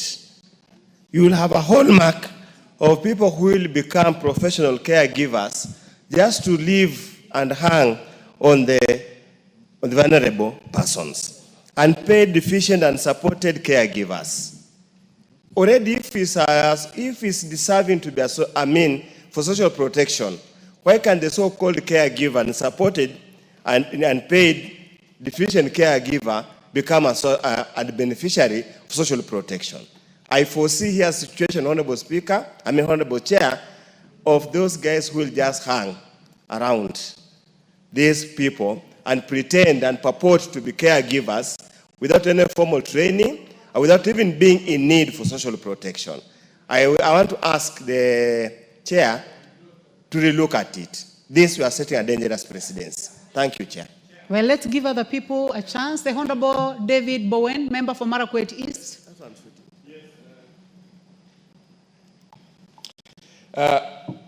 Madam Chair, with due respect to my good friend, the Honorable Chair Alice, this amendment is not very good, Madam Chair, because, like the Honorable Undo have just said, this is subject to abuse. Unless it is clearly defined elsewhere, these caregivers, Honorable Chair, I don't think the Honorable Chair, Honorable Alice, if you can drop this amendment, and then we can relook it later when it is clearly defined. The Honorable James Nyikal. The origin of this is when we're dealing with severely disabled persons. Actually, at the beginning, the onset was, who are you supporting? The caregiver or the severely disabled person? That generated the issue of caregivers. And I believe in this law, there is a clear definition. And in the procedure, I think we should make sure that in the procedure and the regulations, a caregiver is defined. It's one person. It's not all the people who sit with you. It's a one person who is taking care of you. That is what is intended here. I support it with that provision. Otherwise, it can be abused, but with that provision, it can work. Thank you, Honorable Nyikal. I would like to give a final opportunity to the chair before I put the question. Honorable Chair, when it comes to the regulations, we are going to regulate and define who is a caregiver, because at the end of the day, what we saw, Chair, these people are always giving care to the vulnerable, but nobody even cares about them. If we can define who they are, and they are trained. By the way, they are trained, because you cannot deal with a child with cerebral palsy, or you deal with a child who is totally disabled, and yet you are not yet trained to do so. So these people, nobody talks about them, and that's why we are talking about them in this bill. Honorable members, I'll now go ahead and put the question that clause 28 be amended as proposed by the chairperson. Will as many as of that opinion say aye? Will as many as of a contrary opinion say nay? The ayes have it. I now put the question that clause 28 as amended be part of the bill. Will as many as of that opinion say aye? Will as many as of a contrary opinion say nay? The ayes have it. Clause 29.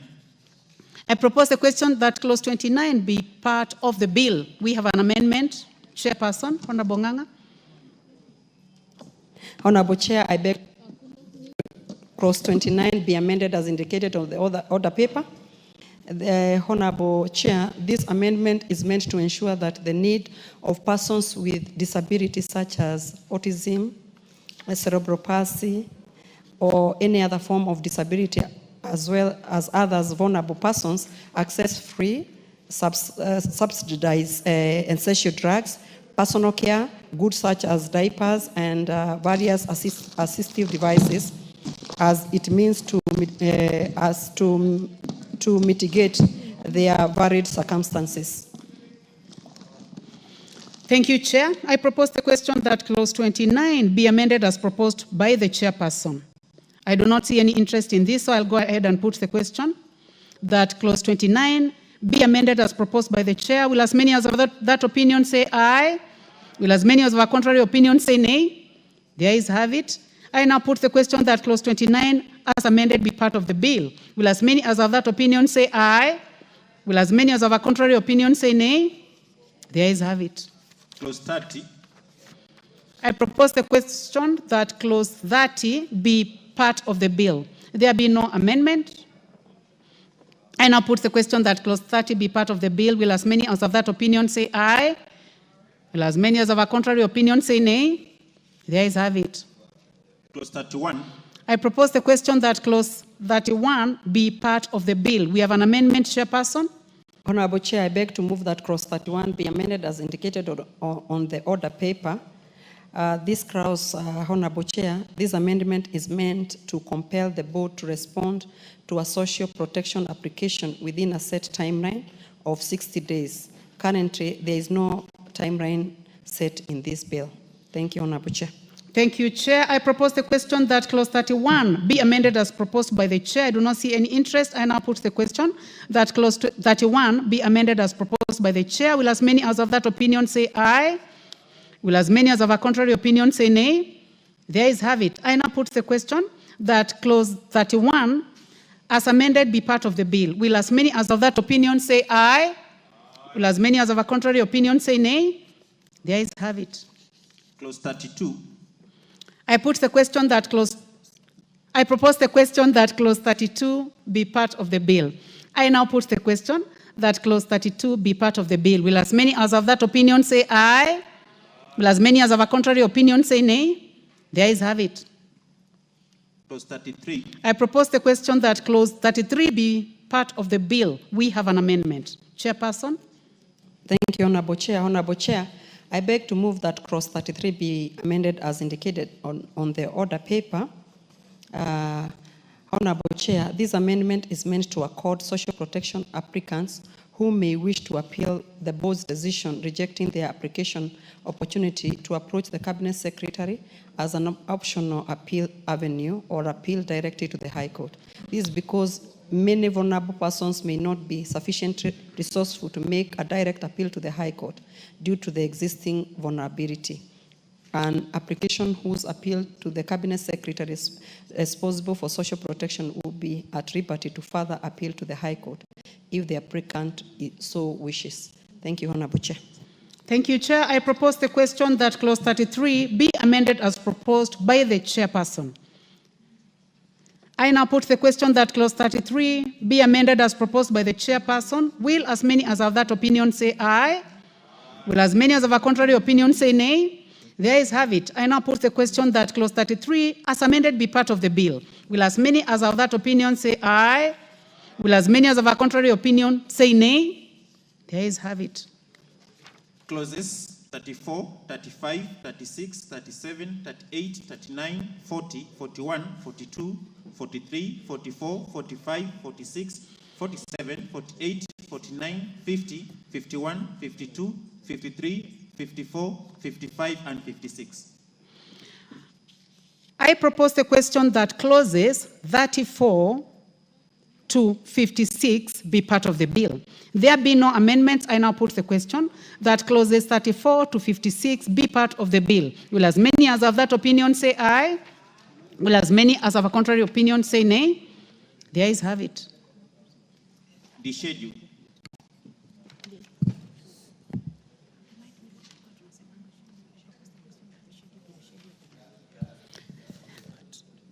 I propose the question that the schedule be part of the bill.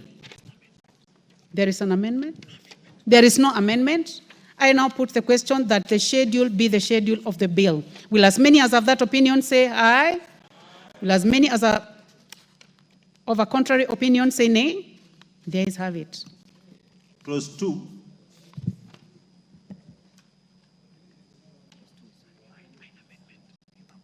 I propose the question that clause 2 be part of the bill. There is no amendment, so I now put the question that clause 2 be part of the bill. Will as many as have that opinion say aye? Will as many as have a contrary opinion say nay?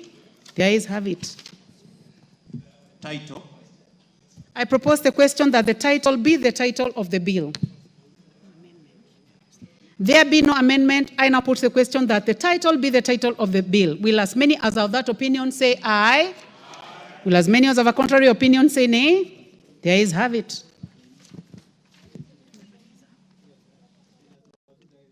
Title. Clause 1. I propose the question that clause 1 be part of the bill. There be no amendment. I now put the question that clause 1 be part of the bill. I now put the question that the title be the title of the bill. Will as many as have that opinion say aye? Will as many as have a contrary opinion say nay? The ayes have it.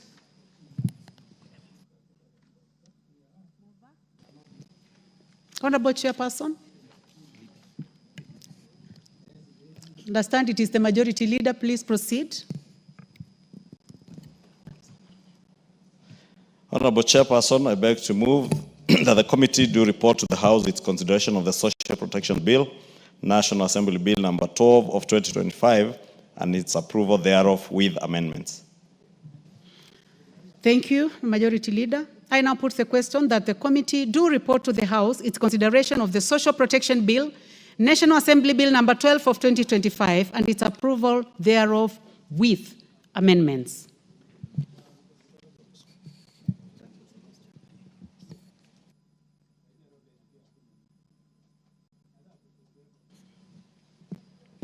Will as many as have that opinion say aye? Will as many as have a contrary opinion say nay? The ayes have it.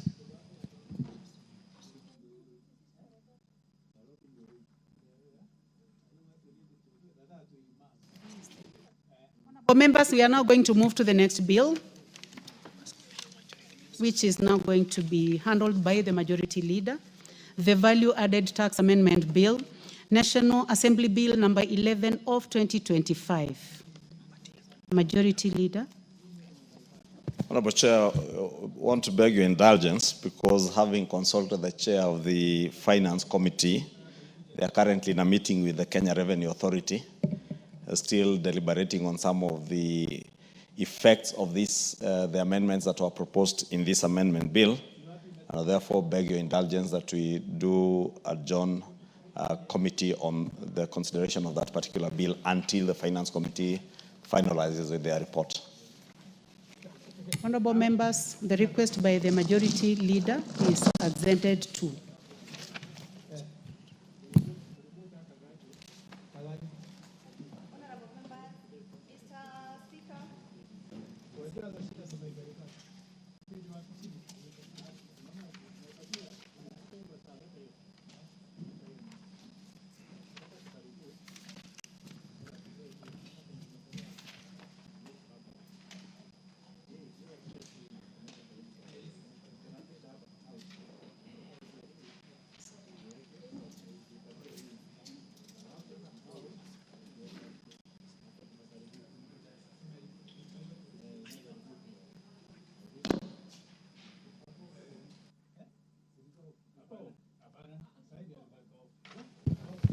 Yeah, the chairperson to report to the House.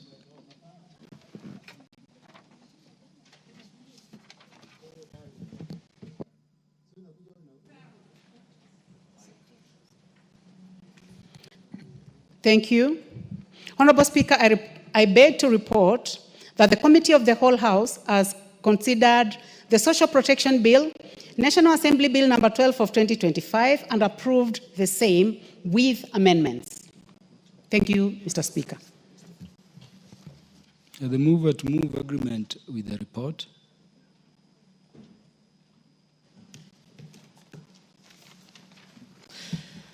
Honorable Speaker, I beg to move that this House do agree with the report of the Committee of the Whole House on its consideration of the Social Protection Bill, National Assembly Bill number 12 of 2025, and I also request the Honorable Hillary to second the motion, the Vice Chair of the committee. Mr. Speaker, I second.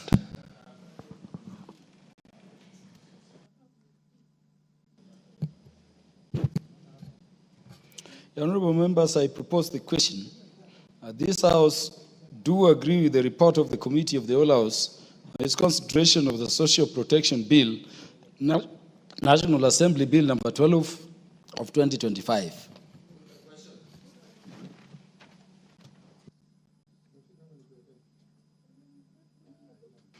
Well, there is no interest. For the convenience of the House, the question will be put to a future date when it will be next scheduled by the House Business Committee for consideration. Next order. Order number 9, motion, discharge of the Public Transport Motorcycle Regulation Bill, Senate Bill number 38 of 2023. Is that Honorable TJ Kajwang moving on behalf of the committee? Ranking member. Mr. Chair, Mr. Speaker, I have the pleasure to have been delegated by the Chair of Transport and Infrastructure to move the bill as in the order paper for the discharge of the Senate Amendment Bill, which is before us. Mr. Speaker, we want to create a precedence on how this House can relate to the other House. A bill which emanates from the other House. The Honorable TJ Kajwang, the House has not had you move before you start debating. So would you begin by moving? Mr. Speaker, sir, I move the motion as is in the order paper in motion number 8. I suppose it's 8, is it? Thank you. Yeah, the Honorable T.J. Kajwang, do you have the standing order with you? And I know you are the order paper. Kindly pass the order paper to Honorable T.J. Kajwang is an old member. Yes. And obviously, Honorable Kangogo cannot pretend to know more of the standing orders than I. But I think it is because I did not have the order paper in my hands. And so, Mr. Speaker, that notwithstanding the provisions of Standing Order 127.5, Mr. Speaker, I beg to move the motion for the discharge of the Public Transport Motorcycle Regulation Bill, Senate number 38 of 2023. That notwithstanding the provisions of Order 127.5 and taking into consideration the request from the Senate for withdrawal of the Public Transport Motorcycle Regulation Bill, Senate Bill number 38 of 2023, this House resolves to discharge the Public Transport Motorcycle Regulation Bill, Senate Bill number 38 of 2023 from the second reading. I so move. Mr. Speaker, the gist of this motion is simply to create a legal infrastructure on how we conduct business in the other House and in this House. A bill emanating from that House, having been processed and considered and passed by the Senate, is referred to this House for reciprocal consideration. When it lands in this House, it ceases to be the property of the Senate. It is the property of this House. And how to deal with it and how to process it remains the province of this House under the relevant standing orders. But something happened in the process by which this bill was processed that is new in this jurisprudence, that a member having Honorable Boni Halwale, who is a majority leader in that House, proposed a bill as an individual member's bill. Then when it landed in this House, then he sought by way of letter to withdraw that bill when it was in this House. Now, Speaker, faced with that circumstance, did not, for want of creating relationship, having a mutual relationship between that House and this House, in the Speaker's communication, which was read the other day, found that he was very sympathetic to that member, but that member of the Senate could not withdraw what is before this House. And so, in the best interest and in the best advice of the Speaker, that therefore we have a motion before us so that this House should express itself one way or the other. Because we do not have the standing orders that is allowing a senator who has already processed his bill to come and withdraw something before us. That can only come by action of the majority leader. Now, Honorable Speaker, we need to structure, we need to regulate this border business. Everybody accepts. Because it is a big problem, it is a time bomb in our hands. You go to several jurisdictions, I was in Doha last week, you don't see a single border on the streets. Nothing, not even one, except for the service providers like the e-hailing and things that help the society do their things. But you go to India, there are all those borders on the streets. In fact, somebody has a whistle, the traffic officer has a whistle and puts a line to be able to stop the two-wheelers. Now that is happening here in Kenya.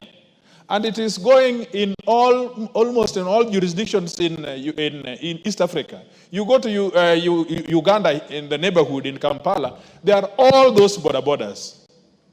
The next you go to 9th floor in Kenyatta Hospital. It is a hospital for bones broken by motorcycles. You drive along these roads, it is more dangerous on your left-hand side than on the right-hand side, because a motorcycle will appear somehow on the left-hand side before you know it. And so everybody understands that we need to regulate this sector. But on the other side of the flip coin, it is the source of revenue of our young people. It is also an employment facility for our young people to be employed, gainfully employed. They get revenue, they get their hard-earned living as a result of this. So that is not disputed.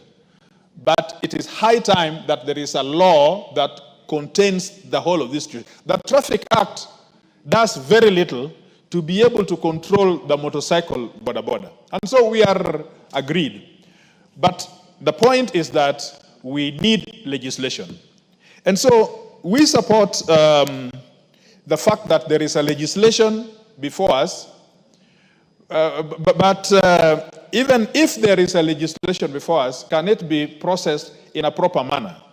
And so I have come this afternoon to support the discharge of this bill so that we in Transport Committee can take it up and look at what is good in it so that we can turn it into law and we can get the regulations. And more importantly, we must also have the input of the the executive to give us the policy behind it so that we create a law that conforms both to the policy and to the things that help the society. I'm told that Honorable Boni Khalwale, Senator Boni Khalwale, found himself with a hot potato in his hands. He was doing a good legislation, but at some point, there are a few drivers out there, or a few motorcycle associations out there, which threatened him that if he processed that legislation, then he would be voted out. Or I'm told that the senator, he aspires to be the governor of some county. So just a mere few people in his hands made him throw this legislation and write to the speaker to withdraw.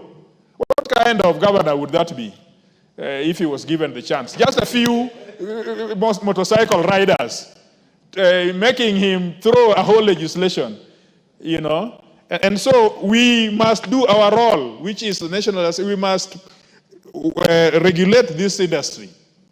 And so we want to take it up.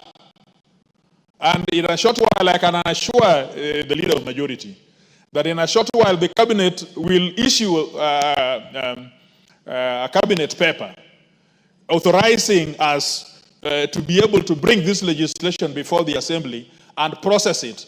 We will not be intimidated as the member for the senator for Kakamega.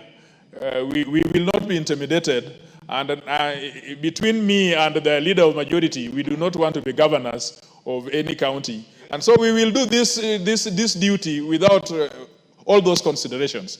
So, Mr. Speaker, I wish to support and move that members accept with a lot of humility to discharge this bill, if for no anything, just to let Halwale know that there is no procedure in the standing order for withdrawing a bill once it is here. He wants to usurp powers which he does not have, to usurp powers in the assembly when he is in the Senate. Mr. Speaker, with those remarks, I support and I move, I propose, and I think the leader of majority will be kind enough to second. I thank you, Mr. Speaker.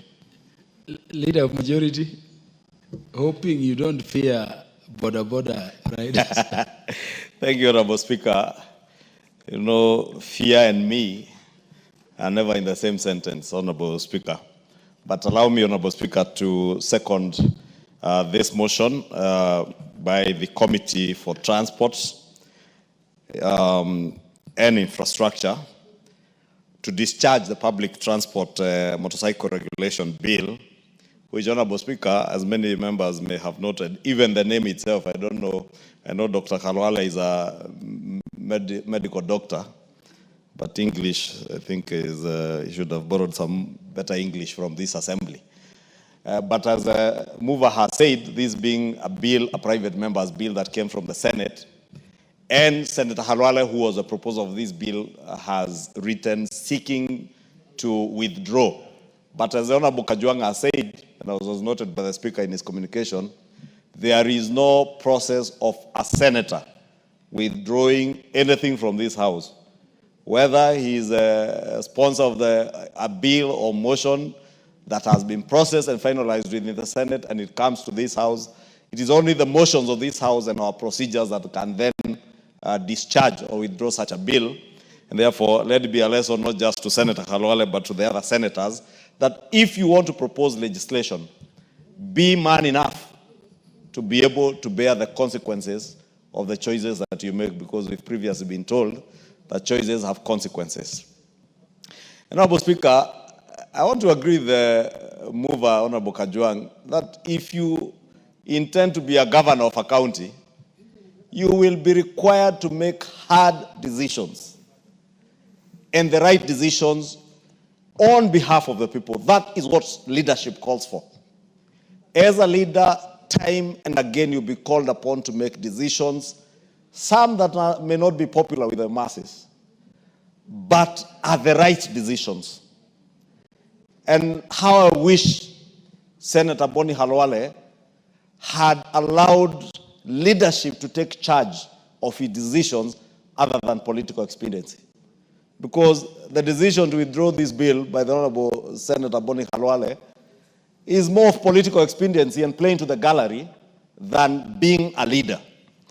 And probably the people of Kakamega are the ones to judge whether that is somebody they would trust to lead other than politic. Because it is very easy to politic and shout in funerals, in political rallies, but to offer leadership is a different issue altogether, Honorable Speaker. And that's why I want to agree with the Honorable TJ Kajwang that there is need to offer leadership in regulating how our transport sector, right from our trains under Kenya Railways, to our buses and matatu sector, all the way down to the use of private vehicles, and including border borders, Honorable Speaker. Because it is chaotic to drive on Kenyan roads, Honorable Speaker. As Honorable TJ says, it is more dangerous to check what is on your right than on your left today. Because people overtake, you expect that people will be overtaking on your right because we drive on the left, we are left, it's called what? Right-hand drive cars, and we keep left on our roads. But people overtake from the left, from your right, join the roads from every other corner, overtake at all manner of places, including blind spots, Honorable Speaker. Passengers on motorcycles, and you'll be shocked, Honorable Speaker, somebody the other day narrated to us in the House Business Committee how he witnessed 3 policemen, and shockingly, traffic policemen, spying on passengers on a border. Those are the people who are supposed to be enforcing the law to make sure that every border has one pylon passenger, Honorable Speaker. But you find policemen are the ones flouting the same laws, Honorable Speaker, that they are supposed to be enforcing. Therefore, that tells you the need to have proper legislation and to ensure that the same laws that are there are enforced, Honorable Speaker. Because, Honorable Speaker, if we allow the chaos that are in the public sector today to continue, and you've seen, Honorable Speaker, I saw sometime last year or early this year, the hue and cry that was there over a matatu that was said to be owned by a son of a prominent politician in this country. One matatu. And it becomes very fashionable to bash that one matatu, I think, that was plying either the Gong or Rongai route, not even knowing whether it was owned by the son to the president, because it was said it was owned to the son of the president, who is a student, by the way, who is in school. But because that was being sold as that, everybody on social media was there admonishing. Remember, last year, Honorable Speaker, I saw an incident where a lady collided, I think, with a border somewhere in Kitengela. And Kenyans will recall the chaotic scenes of her car being vandalized by other border riders, her being assaulted, including police officers who were in the vicinity being stoned as they tried to protect that driver, Honorable Speaker. That chaos, that scenario of chaos cannot be allowed to continue being so. But we have a duty as leaders to also protect the livelihoods of our young people who are making an income out of the border sector. And we must protect them. And that is why, Honorable Speaker, I want to agree with Honorable TJ Kajwang that the Committee on Transport and Infrastructure in this House must take it upon themselves, one, to make sure that there is proper order in the public transport sector, not just borders, the matatu sector. Many of us miss the Michuki days, and I hope CS Davis Chirchir is listening.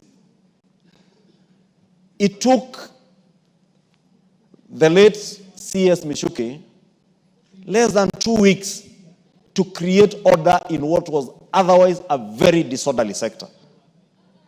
But after Michuki left us, we are slowly creeping back to the old days. I remember in my village, we had small matatus we used to call ngovis. Small Mitsubishi Colts that would carry close to 30 people. But with Michuki rules, that Colt was only licensed to carry 12 people. Now we have Nissan matatus. They were called ngovi. Or tongovi. I may not know what it means in other communities, Honorable Speaker, from your reaction and that of Honorable TJ Kajwang, it probably has another connotation where you come from. Yeah. But it's because there were very rickety cars and small, and we used to be packed there like sacks of potatoes. But when the former Minister Michuki came in and created order to ensure that we had safety belts, but today, Honorable Speaker, just get into any matatu. How many matatus have safety belts today? How many of them adhere to the speed limits that were set? Yet every day, Kenyans are crying over accidents and losing their families and relatives and friends through road accidents. Sadly, Honorable Speaker, I'm told only this week or last week, there was a headline in one of the dailies where now border accidents have overtaken all other forms of accidents in terms of fatalities. Borders are killing more Kenyans and maiming many more than matatus, more than buses, more than trains, more than aeroplanes, Honorable Speaker. We have a responsibility to do that which is right but may not be popular, to protect the lives and livelihoods of our young people. Because the people who are dying out of these border accidents are not old people, Honorable Speaker. It is young people who are the riders. It is other young people who are passengers, Honorable Speaker. Not to say that older people are not dying from these accidents. Sadly, today I remember the late Honorable Hassan Kulo, the late Member of Parliament for Banisa. The people of Banisa constituency today do not have a representative and have stayed without a representative for close to a year now. Why? Out of a motor accident occasioned by a border. Why? Because we don't adhere to the rules that are there. You are carrying, I remember the case of the late Honorable Kulo. I think it was gas cylinders or some cylinders that were, or mitungis that were tied onto the border on both sides. And it's actually the luggage or whatever cylinders that were tied to the border that hit him and led to his death, Honorable Speaker. That may be a member of parliament, and we may think, Honorable Speaker, or probably Honorable Boni Khalwale may imagine that it cannot get to him because he's a member of parliament. He has a privilege of having a big car. But you never know, Honorable Speaker. We all walk on these roads. We drive on the same roads with the same border riders. If we do not create order, we will only have ourselves to blame. We must not wait for that time of regret. We must do that which is right. Have laws that will regulate the entire public transport sector, Honorable Speaker. Look at our trains, Honorable Speaker. At times, you only thank God during rush hour on some routes, I don't want to name many of those routes, where passengers are even riding on top of the train, not in the train, not hanging on the train, on top of the train. And you imagine in some places, the train goes through tunnels and bridges, and people have to keep ducking as it goes through the bridge. Where is order, Honorable Speaker, in this sector? Do we still have a cabinet secretary in charge of this sector? Yet we have a whole state department in charge of transport. How many Kenyans know who the PS for transport is? Honorable Speaker, I am certain if I asked even members here who the principal secretary in charge of transport is, they do not know. You can hear members asking. That is why we miss the late John Mishuki. How I wish Honorable Senator Khalwale would get the balls of the late Honorable John Mishuki. But we live to do what is right, and I do pray that the Committee of Transport and Infrastructure, which the Honorable TJ Kajwang is a ranking member of, will act to make sure that we have order in the entire sector, Honorable Speaker. So that when we speak about telematics in traffic control in Nairobi and other urban centers, systems alone will not deal with the problem. It has to be systems and our own habits as we drive, as we walk, as we ride on these roads, Honorable Speaker. But if we, whatever manner of traffic control systems that we put in the city and other areas, if we do not have the discipline to use them, Honorable Speaker, they will all be investments in futility and a waste of public resources unless we change our attitudes, our behavior, and ensure that all these public sector modes of transport from border, matatus, private vehicles to the train are well and properly regulated. And I look forward to the day that this committee will bring us a law that will serve to create some order in this area, Honorable Speaker. But with that, I beg to second the discharge of this bill by the Honorable Senator for Kakamega, who I would also urge next time, before you sit and formulate legislation, think through and decide whether you want to do that which is right or that which is popular. If you want to be popular all the time throughout your political career, then don't seek a leadership position. Go and sell ice cream. That one you will make people happy all the time. Otherwise, in this business that we are in, we're in the business where at times you will make people happy. At times, they will be unhappy with you. But if you are doing the right thing, at the end of the day, they will come to realize that that which you are doing was in their best interest. And that is why they trusted you with leadership, so that you lead and they follow. And you lead so that you get the best out of them and for them. Thank you, Honorable Speaker. Thank you, Majority Leader. Honorable members, I now propose the question that notwithstanding the provisions of Standing Order 127.5 and taking into consideration the request of the Senate for withdrawal of the Public Transport Motorcycle Regulations Bill, Senate Bill number 38 of 2023, this House resolved to discharge the Public Transport Motorcycle Regulation Bill, Senate Bill number 38 of 2023, from the second reading.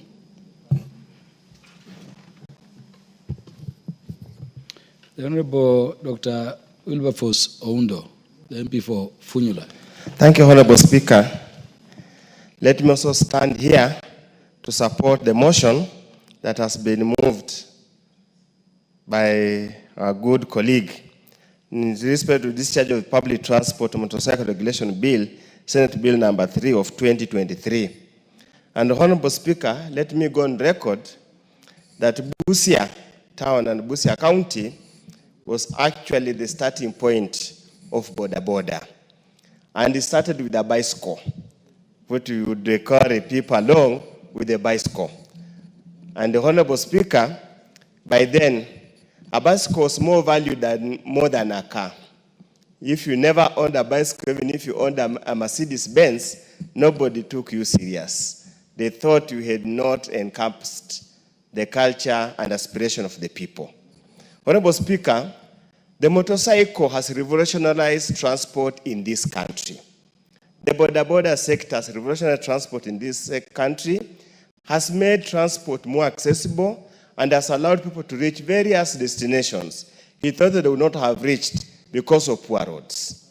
Honorable Speaker, and because of the traffic jam in this country, especially in Nairobi, motorcycle comes in handy in terms of speed and ability to reach a destination that others would have taken you much longer to get there because of traffic jam.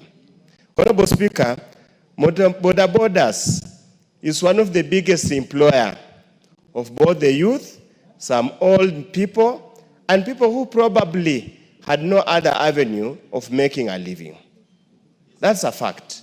Honorable Speaker, Boda riders are our sons and daughters, are members of this society that whichever way we look at it, we must find a mechanism to protect their business, to protect their jobs, yet ensure there is safety. Honorable Speaker, I have had the privilege to teach at a university in Rwanda, Kigali, for almost 1 year. And Honorable Speaker, forget any other thing. What they talk about cleanliness, what about Kigali and Rwanda as a whole, is the discipline of the they were called moto, Boda riders. Indeed, Honorable Speaker, I want to reiterate again, it's a sector, if well regulated, if the players are well disciplined, then Honorable Speaker, is a sector that can transform the economy of this country tremendously. I've also had the privilege of traveling outside the country, in Western Europe or in the US, and indeed I have never seen a motorcycle being a means of public transport, because their transport system is well elaborate, is well developed, and it's well regulated. Honorable Speaker, the need to regulate the industry cannot be gainsaid. That is a fact. And I had thought that by the time our good friend, the bullfighter, is a bullfighter, and a bullfighter does not fear anything. By the time the bullfighter thought and drafted this law, he must have applied his mind, both politically and coming from a medical field, being an academia, he must have looked at what are the consequences. Sometimes, Honorable Speaker, it is a terrible waste of public resources to go all this way, to go through all that process, and then when it's at the tail end, nevertheless that is allowed and the standing order and the law, you come and withdraw the bill. I do not have the privilege of having read his letter seeking to withdraw and what were the reasons given for withdrawal. Regardless the reason given for withdrawal, it is a terrible waste of public resources. And when I meet him, Honorable Speaker, I will tell him as much, that we felt there's a terrible waste of resources, being a person who stood in this house and said, for corruption to end, is it Kimunya? Kimunya must go. Failure to take this bill to the logical end is a form of corruption in a way, because it's misuse of public resources. Honorable Speaker, it is important as a community, as a country, we must open dialogue with the border riders. Honorable Speaker, in the interim, as we look at opening dialogue, as we look at ways of ensuring we put it in order, as the majority leader has said, we have a State Department of Transport. We have a traffic department under the police, National Police Service. Any failure, any problems, any chaos in the border sector, the two state departments, the two state organs are squarely to blame. NTSA is there, State Department is there, Traffic Police Department is there. The law is there. The rules are there. Why they don't enforce the rules? Is it because the border riders are too powerful, are too politically important that nobody wishes, nobody dares to touch them? Honorable Speaker, when you go to most hospitals, the injury section, 90% or 99% invariably are accidents as a result of border. Something is seriously wrong somewhere, which as a society we must address. We had hoped this law would address. Honorable Speaker, it got to a point where my own constituency, Funyula, that many times, most of the robberies at night were transported, the criminals were transported by border riders. It will go to a point where to have a discussion with them and told them after a certain period at a certain time in the night, do not transport anybody, whether somebody you do not know. You can only attend to emergency, and those must be genuine emergencies from a neighbor that you very well know. As a result, Honorable Speaker, by the very way they operate, they are also extremely exposed to danger. They are exposed to criminals, they are exposed to theft, they are even exposed to death. Many, Honorable Speaker, have actually had their motorcycles snatched from them when they are escorting clients. Many of them have been killed for resisting attempt to steal their motorcycles. Some of them have been mistaken to be robbers. As they kill and lynch a robber, they also kill them. So it's in their best interest, Honorable Speaker, that the industry must be regulated. You might want to run it on lawlessness because it gives you the standing, some kind of preeminence. But eventually, that lawlessness we'll find out, we'll catch up with you. We'll catch up with you. It will not be one way. So we want to beseech them that through their national association, and many times, Honorable Speaker, during campaigns, they're given very prominent roles to play. I remember even the last presidential campaign, the Kenya Kwanza Brigade paraded them all over. The hustlers, the downtrodden. Tutakaa tunakaa na nyinyi kwa meza tukipanga mpango ya serikali. Now they have become a thorn in the flesh. We need, for their own safety, they need to be regulated. And again, Honorable Speaker, as they cause accidents and injure passengers, they equally get injured. Many of them end up maimed forever.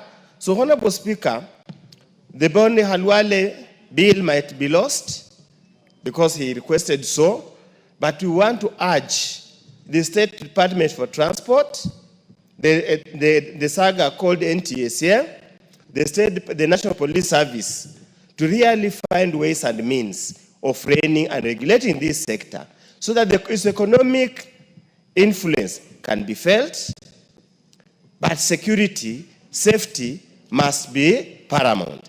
With those few remarks, Honorable Speaker, I support. The Honorable Kangogo Bowen. He will be followed by the Honorable Peter Irungu Kiungi. Thank you, Mr. Speaker, for giving me this opportunity to support the motion to discharge the public transport, that is the motorcycle bill, the Senate bill number 38 of 2023 from the second reading of this House. And Honorable Speaker, many of my colleagues, including the mover, the Honorable Tiji Kachwang, and the little majority who seconded, together with the Dr. Oundo, Mr. Speaker, they have said it all. They have said all about this bill. Mr. Speaker, I just want to say some few things. Number one, Honorable Speaker, where we come from the pastoralist areas where we come from, where there are no roads at all, where we have only one matatu, leaving in the morning, as early as 3 a.m. in the morning, to get to town, and that same matatu will come back maybe around afternoon, going back to the village. Mr. Speaker, the motorcycles, they have played a very important role. To move those women going to markets around the place, Mr. Speaker, it has really helped. It has really helped our students, even when they are going to school, Mr. Speaker, moving them from the villages to the nearby towns where they can catch up a matatu.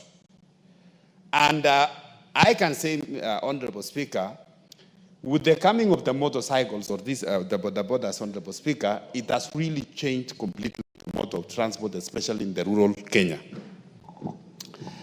Having said that, Mr. Speaker,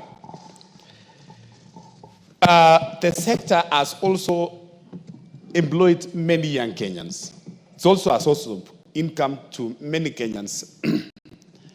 But, Mr. Speaker, there are few, especially in the urban areas, Mr. Speaker. We have seen where the border operators, they are very unruly. Mr. Speaker, I want to say, one time I was coming from Karen, reaching around the junction of, around Kenya Science Way junction to Kawangware, Mr. Speaker, and there was one lady, I don't know, they had an accident with a border rider there. And Mr. Speaker, all of a sudden, about 20 of them, they came surrounding the lady. And you know, as the lady was still arguing, others were entering into a car, removing laptops, taking away valuables there. And he took my intervention, me together with my security team, Honorable Speaker, to help the lady. And you will find that in a normal traffic situation, when you are involved in an accident, it's normally the two drivers who can come out, and then a policeman can come in and intervene and see who is on the wrong. But in the border sector, Mr. Speaker, a small incident is like an opportunity of stealing, and also maiming the person, Mr. Speaker. So, Mr. Speaker, I want to support the position of the committee led by the honorable member, the Honorable T.J. Kajwang, that they are going to take up this bill, that we are not going to lose this bill, Honorable Speaker, that the committee is going to take it up and police it well, so that, Mr. Speaker, we regulate our border sector and have it as productive as we have seen in other countries, like what we are seeing in Rwanda. And we have people who are able to follow the traffic laws, Mr. Speaker. Mr. Speaker, sometimes in our roads here, you are driving and you will see just a border coming head on towards from the opposite direction, completely on the wrong. And in fact, they want you to get out of your way, to make way for them. So, Mr. Speaker, we cannot allow this to continue. We cannot allow this lawlessness to continue.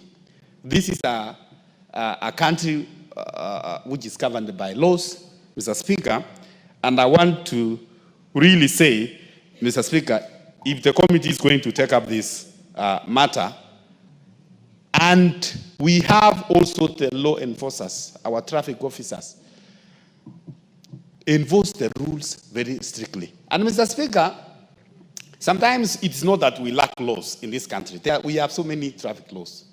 It's only that we have people, we become a lawlessness country where people don't care to follow the law.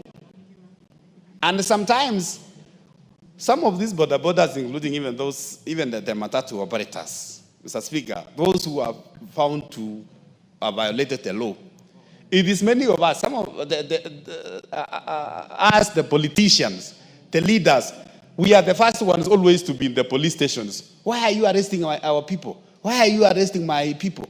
And then they create some boldness. They become emboldened, Mr. Speaker, that they cannot listen to anybody, even the policemen on the road, because they know they have some godfathers somewhere. When they are arrested, they are going to be released. Mr. Speaker, I conclude on this, Mr. Speaker. I want to say, like the Honorable Kajwang said, if you go not only to Kenyatta National Hospital at 9th floor, if you go to MTRH in Eldoret, there is a whole almost two wards, which are purely for border victims. If you go to every hospital in Nakuru, in central Kenya, you will find that many of the accident victims are victims or are accident victims from border accidents. So, Mr. Speaker, I want to conclude to say, the committee, you have the support of the House. We are going to support you. Polish this bill, bring it back, and we are going to pass it to regulate the border sector and become an income generating sector like any other sector in the country. Thank you, Mr. Speaker. The Honorable Peter Irungu Kiungi is recognized. Okay, thank you. Thank you very much, Mr. Speaker. I start to support the withdrawal of the motion of the bill. And Mr. Speaker, I want to question also still how the bill went all through the process and it came to Parliament from Senate without the mover or the Senate itself be able to realize the anomalies that they could have rectified. But Mr. Speaker, I want to support the most members what they have come. We need to regulate the operations of border. I think we are now allowed 24 years because mostly it came after during Kibaki regime. And I want to say, I was once operated as a conductor between around 2000, between Kayole and Nairobi, before Mechuki rules. It was extremely chaotic. And when he came with Mechuki rules, we never knew that it would work. The only instinct that is needed is somebody who have the boldness and somebody who is not careful too much, maybe on his popularity, because we must regulate the border sector as it is. The numbers now that we are in of people who are employed by the sector, they are extremely rising. And I wish, as the committee is saying, these are an institution, these are whereby we need now to develop maybe a directorate that is concerned and every day is working on border sector. Because now, as it is left, I realized the other day, there was a burial in my village called Watoha. And it was a burial for a border guy who had an accident. I think there were 3. 2 died, and one of them maybe is in hospital. But during the burial of one of the border rider, there came a group of borders who behaved as if they were chaotic.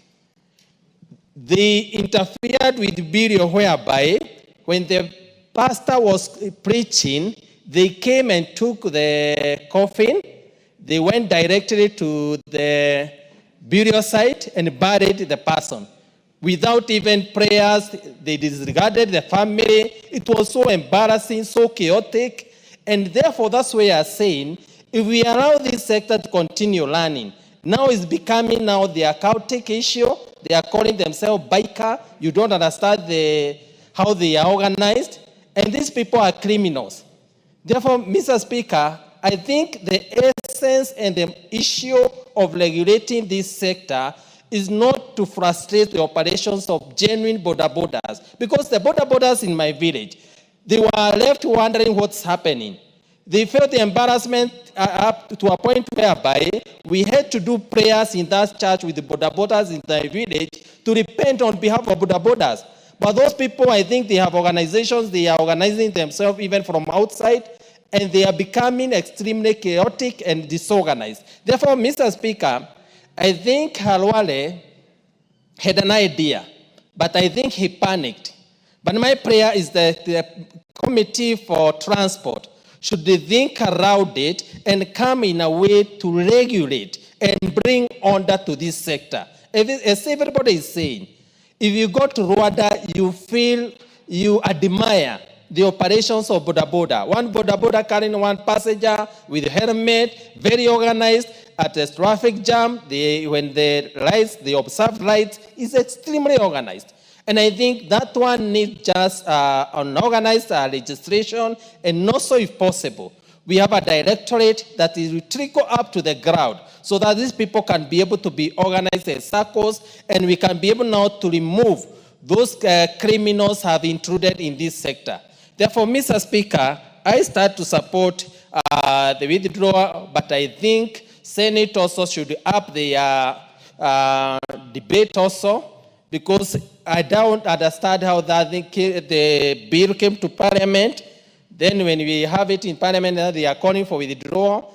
I don't understand at which instance, maybe at what, how the process went around. But Mr. Speaker, as Parliament, we can agree, but call upon the Committee on Transport, just look on how you can bring order in this sector. And I know we can be able to bring order, and it will work for genuine border operators. And it will also assist us to be able to remove those operators or those criminals who have gotten a chance to intrude in this sector. Thank you, Mr. Speaker. The Honorable Joshua Mwalio. Thank you very much, Mr. Speaker. Mr. Speaker, I want to support also the withdrawal of this bill. Although initially I was not for the idea of the withdrawal, but I was convinced by the House business that the withdrawal is the right thing. And then we bring ours from this House. And I was convinced by Honorable Kajwang, and I am convinced. Having said that, I want to say that this sector is very important because it came in the best time it is like the way we used to have no mobiles, and then the mobiles came as a savior for everybody. Because you used to walk to someone's home, even 5 kilometers, and you find the person is not there just because we did not have the mobiles. But now the Boda Boda have come to save the sector of transport, such that it has become very easy. Even wherever there are no roads, they are there helping the people in the rural areas. If you want to move faster, even in the city here, when you are late and there is a jam, you take a Boda Boda and you reach where you are going as quickly as possible. So the Boda Boda sector is a very important sector. Having said that, we need to regulate, because the things that are coming from the Boda Boda, the issues that are being done, the bad things that are being done by the Boda Boda, they defeat the good ones. Because they are the same Boda Bodas who are being used by the hitmen. If they want to steal from you, they snatch your mobile and ride very fast, leaving you wondering, how do you run after a motorbike that is speeding? There are other things that are being done which is very good. Some of them are so organized, such that they have their circles where they give money daily, even 100 shillings. And at the end of the day, they are able to give one person some money so that that person can buy his or her own motorcycle to be able to do the business. So there are good things that happens, but there are also very bad ones. The bad ones are the accidents. In my constituency, I cannot count how many people have been maimed. Some have become even disabled. Some their legs have been cut because there are multiple fractures, because they have been knocked by Boda Boda. In fact, there is one young man already now this week is in the mortuary who was knocked by a Boda Boda last week. And so many things that we cannot even, they are countless. But when we will regulate it, we need also to enforce the law enforcement agencies to make sure that the Boda Bodas keep to their lane. We have done so many training even with the CDF. We have trained them not to ride without helmets. We have even trained them not to ride without insurances. We have trained them not even to carry 2 people, but to carry only 1. But even after the training, they still go back to their old habits of carrying as many people as possible. You find one is carrying 4 people, and he himself is as if he is standing because he is there just next near the end of the motorbike. So it is very important to bring a regulated sector in this house so that we go through it, make it happen, because it was meant to be a very good sector. And of course it is, but because of the very bad things, then everybody is saying the Boda Boda. They also, they bull people, even us, when we are campaigning. One time, I was bulled by them, and they even prevented me from entering a town until I paid 20,000. You see, so much bullying that they bully even the member of parliament. When you are going there to look for votes, they tell you you cannot enter this town. It is controlled by us. It's a cartel.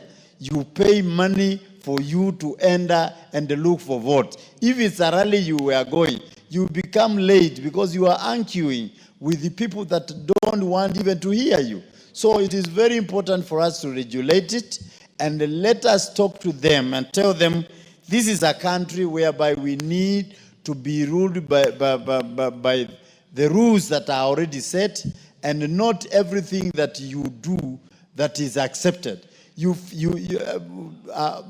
One of the honorable members I just cited, you drive like this and there is one coming on your side. You don't even imagine there can be anybody riding towards you when you are on your line. So you might even collide and kill them and even kill the passengers. So it is very important that we do what is right in this house, and our way is to make laws that help our country. I've seen also some of the organized ones. They obey their chairmen, they obey their secretariats, and you sit down with them, you plan your rally with them, so that they bring you in a town that everybody is alert. Somebody is coming to speak, even to the people that you wanted to speak to. So they are good for organizing people and also for attracting attention, so that they call for you the crowd. They are good for that. But if you don't pay them after they have done for you that, next time they might not even allow you to speak to the people that you wanted to speak. For Speaker, I want to support for this bill to be, this motion to be brought again after the committee has made good of it, and so that we can make the laws that can govern the sector, so that our country can be disciplined. I've been to China. There are small thousands and thousands of border riders, but they are so disciplined that they move as the cars move. When it is time to stop, you stop. When it's time to move, you move. And it is very organized. And that is where the motorcycles are manufactured. But here, whereby we have been able to import them, we are the ones who are not able to use our roads in the right way. So with those few remarks, Speaker, I support the withdrawal. Does the Honorable Eric, the son of Mumbi, want to contribute to this? I'm told Mumbi is the mother of all the Agikuyu. You're not contributing to this? Okay, the Honorable, the Chair, the Departmental Committee on Finance and National Planning, Honorable Kimani. Thank you very much, Honorable Speaker. And the motion today is on the discharge of the Public Transport Motorcycle Regulation Bill, Senate Bill number 38 of 2023, which is now the official withdrawal from the House. This bill sponsored by the Senator for Kakamega, Dr. Boniface Halwale. I've gone through the bill, Honorable Speaker, and although there were some things or some clauses in the bill that were offensive and probably necessitated the Senator's decision to withdraw the entire bill, it's unfortunate because the bill carried very many things, or a few things, quite a number of things that were very, very useful, that would have been very useful to this particular sector, Honorable Speaker. But before I debate the merits of the debate, Honorable Speaker, there was a presidential decree that was made in 2023 that was supposed to require training fees for bodabodas to 2,500, Honorable Speaker. I have checked that actually there has been programs that are being undertaken by AA, by NTSA, and by NYS that actually reduce the cost of this particular training to around 750 shillings, Honorable Speaker. However, these particular programs remain a mirage because there is not enough publicity on this, even to our constituents, Honorable Speaker. For you to acquire just a license to ride a boda, you need to have a provisional driving license that you apply at 650 shillings. You need to have a test application fee that you pay 1,050 shillings, and you need to pay a license and endorsement of 600 shillings. The training, I checked a few of the training colleges in the country, will charge you between 5,000 and 10,000 shillings, Honorable Speaker. So for a skill set that is very important to the people at the bottom of the pyramid, And to the real hustlers of this country, Honorable Speaker, I think training fees for boda riders remain too high for them to afford. And one of, as a Committee of Transport now retreats to relook at how to bring this back, Honorable Speaker, will be to look at affirmative action to make sure we reduce the cost of training. Because the matters that are raised by the members in this House about, for example, the accidents that are caused by the Honorable Speaker, some of them is because some student clears Form 4 or Class 8, and of course now the easiest business to start becomes that of a boda rider, Honorable Speaker. But if then the training fees would be reasonable enough, then that particular rider, Honorable Speaker, would be motivated to go and do boda training, Honorable Speaker, before they actually get to ride that boda Speaker. Boda sector is a very important sector in our economy. I dare say we cannot live without the boda sector in this country. You know, it is our last mile connectivity in our transport. When you want to go to the deepest of our villages or to the deepest of our urban areas where some of the roads are really small, Honorable Speaker, we rely on these boda riders, Honorable Speaker.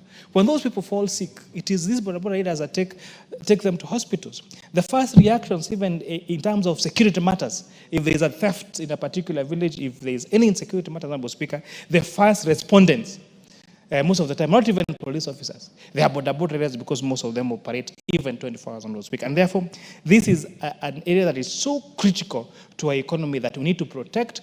We need to provide affirmative action, Honorable Speaker, so that these riders can have training, can have better access to safety gears, such as a helmet, reflectors, Honorable Speaker. If you check around, especially in Nairobi, Honorable Speaker, you must have noticed most of the bikes, including during the day, have their lights on with a casacco at the front yellow. Those are electric motorcycles. And Honorable Speaker, the spur of use of electric motorcycles in this country that have saved the fuel consumption or the cost of running these bodas by more than 50% is a result of policy directions that have been made on this House. The Finance Act of 2023, Honorable Speaker, provided for zero rating of electric motorcycles and their passenger, Honorable Speaker. This fundamentally reduced the cost of electric motorcycles that have seen multinationals such as Uber, such as Mogo, such as Watu invest, Honorable Speaker, through venture capitalists into this particular entities, Honorable Speaker. And therefore, you've seen the profitability of boda riders, especially the ones that do delivery services around Nairobi, Honorable Speaker, use electric motorcycles. And you're hoping that this private sector will take this further to our villages, Honorable Speaker, so that the boda business can be more profitable to these young people that, Honorable Speaker, are very hardworking. As much as we want to blame our boda riders for the accident, Honorable Speaker, motorists also have contributed to this. You know, when you'll find a lot of time, especially around roundabouts, Honorable Speaker, we really squeeze out some of these boda riders, Honorable Speaker.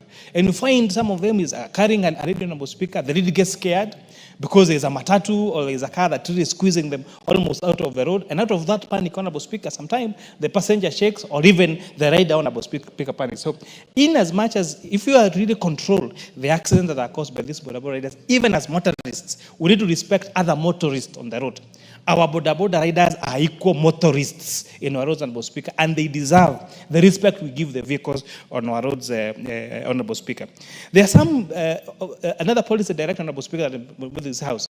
I did sponsor the Business Laws Amendment Bill that was passed in this, Honorable Speaker. And one of the critical amendments we had was to stop the exploitation of the buy now, pay later program that was being done by financial institutions, Honorable Speaker. You'll find boda riders would go pay a deposit for a motorcycle of, say, 20,000 shillings, but by the time they are calculating the amount of money they paid for the loan of that motorcycle, it is twice or three times the cost of that motorcycle, Honorable Speaker.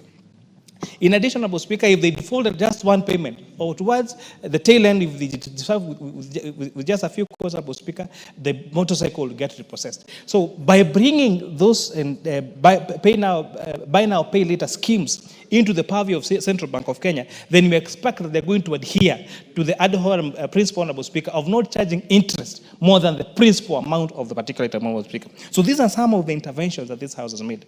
However, we urge, especially our private sector, to innovate and make boda riding as comfortable, are safe, as you've seen in the examples that we've talked about, for example, in China and Rwanda and other countries, Honorable Speaker. And a good example, there's a company called Oye. So Oye has partnered with National Oil petrol station, it is Total Petrol Station, Honorable Speaker, where now when the border riders get to fuel their motorcycles at National Oil, at Total Petrol Station, Honorable Speaker, they actually get to contribute towards having a medical insurance for them and their passenger, Honorable Speaker. And these are some of the products, as we say, can we have our insurance industries innovate and have such solutions as these in terms of affordability, accessibility, and have the border rider and the passenger to be covered on medical insurance. That's the same way we have for motorists, for other motorists, Honorable Speaker. So we laud the interventions that this House has made, and we look forward to the Departmental Committee on Transport coming up with even more innovations to cushion our border riders from, to make sure that the riding is safe, the costs of their training is reduced, the cost of their security gears such as helmet and all the other training gears that they need, Honorable Speaker, that actually it's adhered to, Honorable Speaker. And also thank them. They are a good example of organization. You know, you go to stages across the country, you find they're organized. They have the chairman of that stage who approves all those people that ride that particular stage. They know each other. Some of them have welfare programs. They organize themselves at the ward level, at the sub-county level, at the county level, and the national level. And if, for example, if Honorable Speaker, we can find other ways of supporting them, especially with products, Honorable Speaker, and affirmative action on these particular people, I believe that they can really transform our nation, not just economically, but ensure there is a safe way of movement of goods and people from point A to B, Honorable Speaker, and they actually get to earn a decent income to support their families, because border people in this country are very hardworking people. And as Honorable Speaker, let us stop castigating all the border riders. Ati tunasema watu wote wa boda ni wabaya, ni wezi. It's just like in every sector. They are treated by professionals who do not adhere to professional good conduct. Whether it is in police service, whether it is in legal service, whether it is in the accounting profession, in every profession across the world, you cannot lack a few people who do not adhere to professional conduct of that particular institution, Honorable Speaker. So not all border riders are good, and majority of our border riders are hardworking Kenyans who work hard to feed their families, and for that we must applaud them and help them and cushion them against the cost of their training and the cost of their safety gears. With that, I support this discharge, Honorable Speaker. Honorable Stephen M. Ugaka, MP for West Mugirango. Thank you, Mr. Speaker. And I also want to support the withdrawal of this Senate bill, just like all other Senate bills should be withdrawn. Because the border sector, Mr. Speaker, is the lifeline of this country. And I speak to this as a graduate of business, and during my undergraduate course, one of my theses and dissertations I wrote was about the transport industry as it was then. Mr. Speaker, sir, the transport sector in East Africa was dominated by multinationals, the Overseas Trading Company. And at that time, transport sector was a no-go zone for anybody. And that was the model, even in the banking sector, until the Grameen model came that destroyed the mythology that banking or transport is a space for only big players. Mr. Speaker, since the OTC time, when the matatu industry made a debut into the transport sector, it was demonized. And little did people know that the matatu sector was going to revolutionize the informal transport sector and make transport available to all, from destinations which were not otherwise authorized stages under the old monopoly of the Overseas Trading Company. And it has evolved, and today the border sector has even liberalized the transport sector and even made it passenger friendly, so that you can be picked from house to destination and from your destination to the house.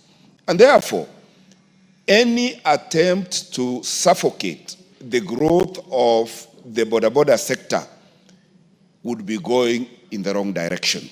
But that is not to say that the border sector does not require regulation. In fact, when I went to China, Mr. Speaker, sir, and I thank it to this 13th Parliament, and I wouldn't mention that Fatuma, who is not here, was with me during that trip. I did see that the border sector has gone down to even having border hires, just like we have car hires, where you do not need to own a border to use one to move from destination to destination. And that is why, Mr. Speaker, any regulatory legislation that is not border and passenger centric, that would be a regulation in the wrong direction. How I wish that this country, under the CBC education program, trained all our learners on how to use borders, how to license our learners as they get out of school, they are able to ride and they are licensed to ride borders, so that we can have transport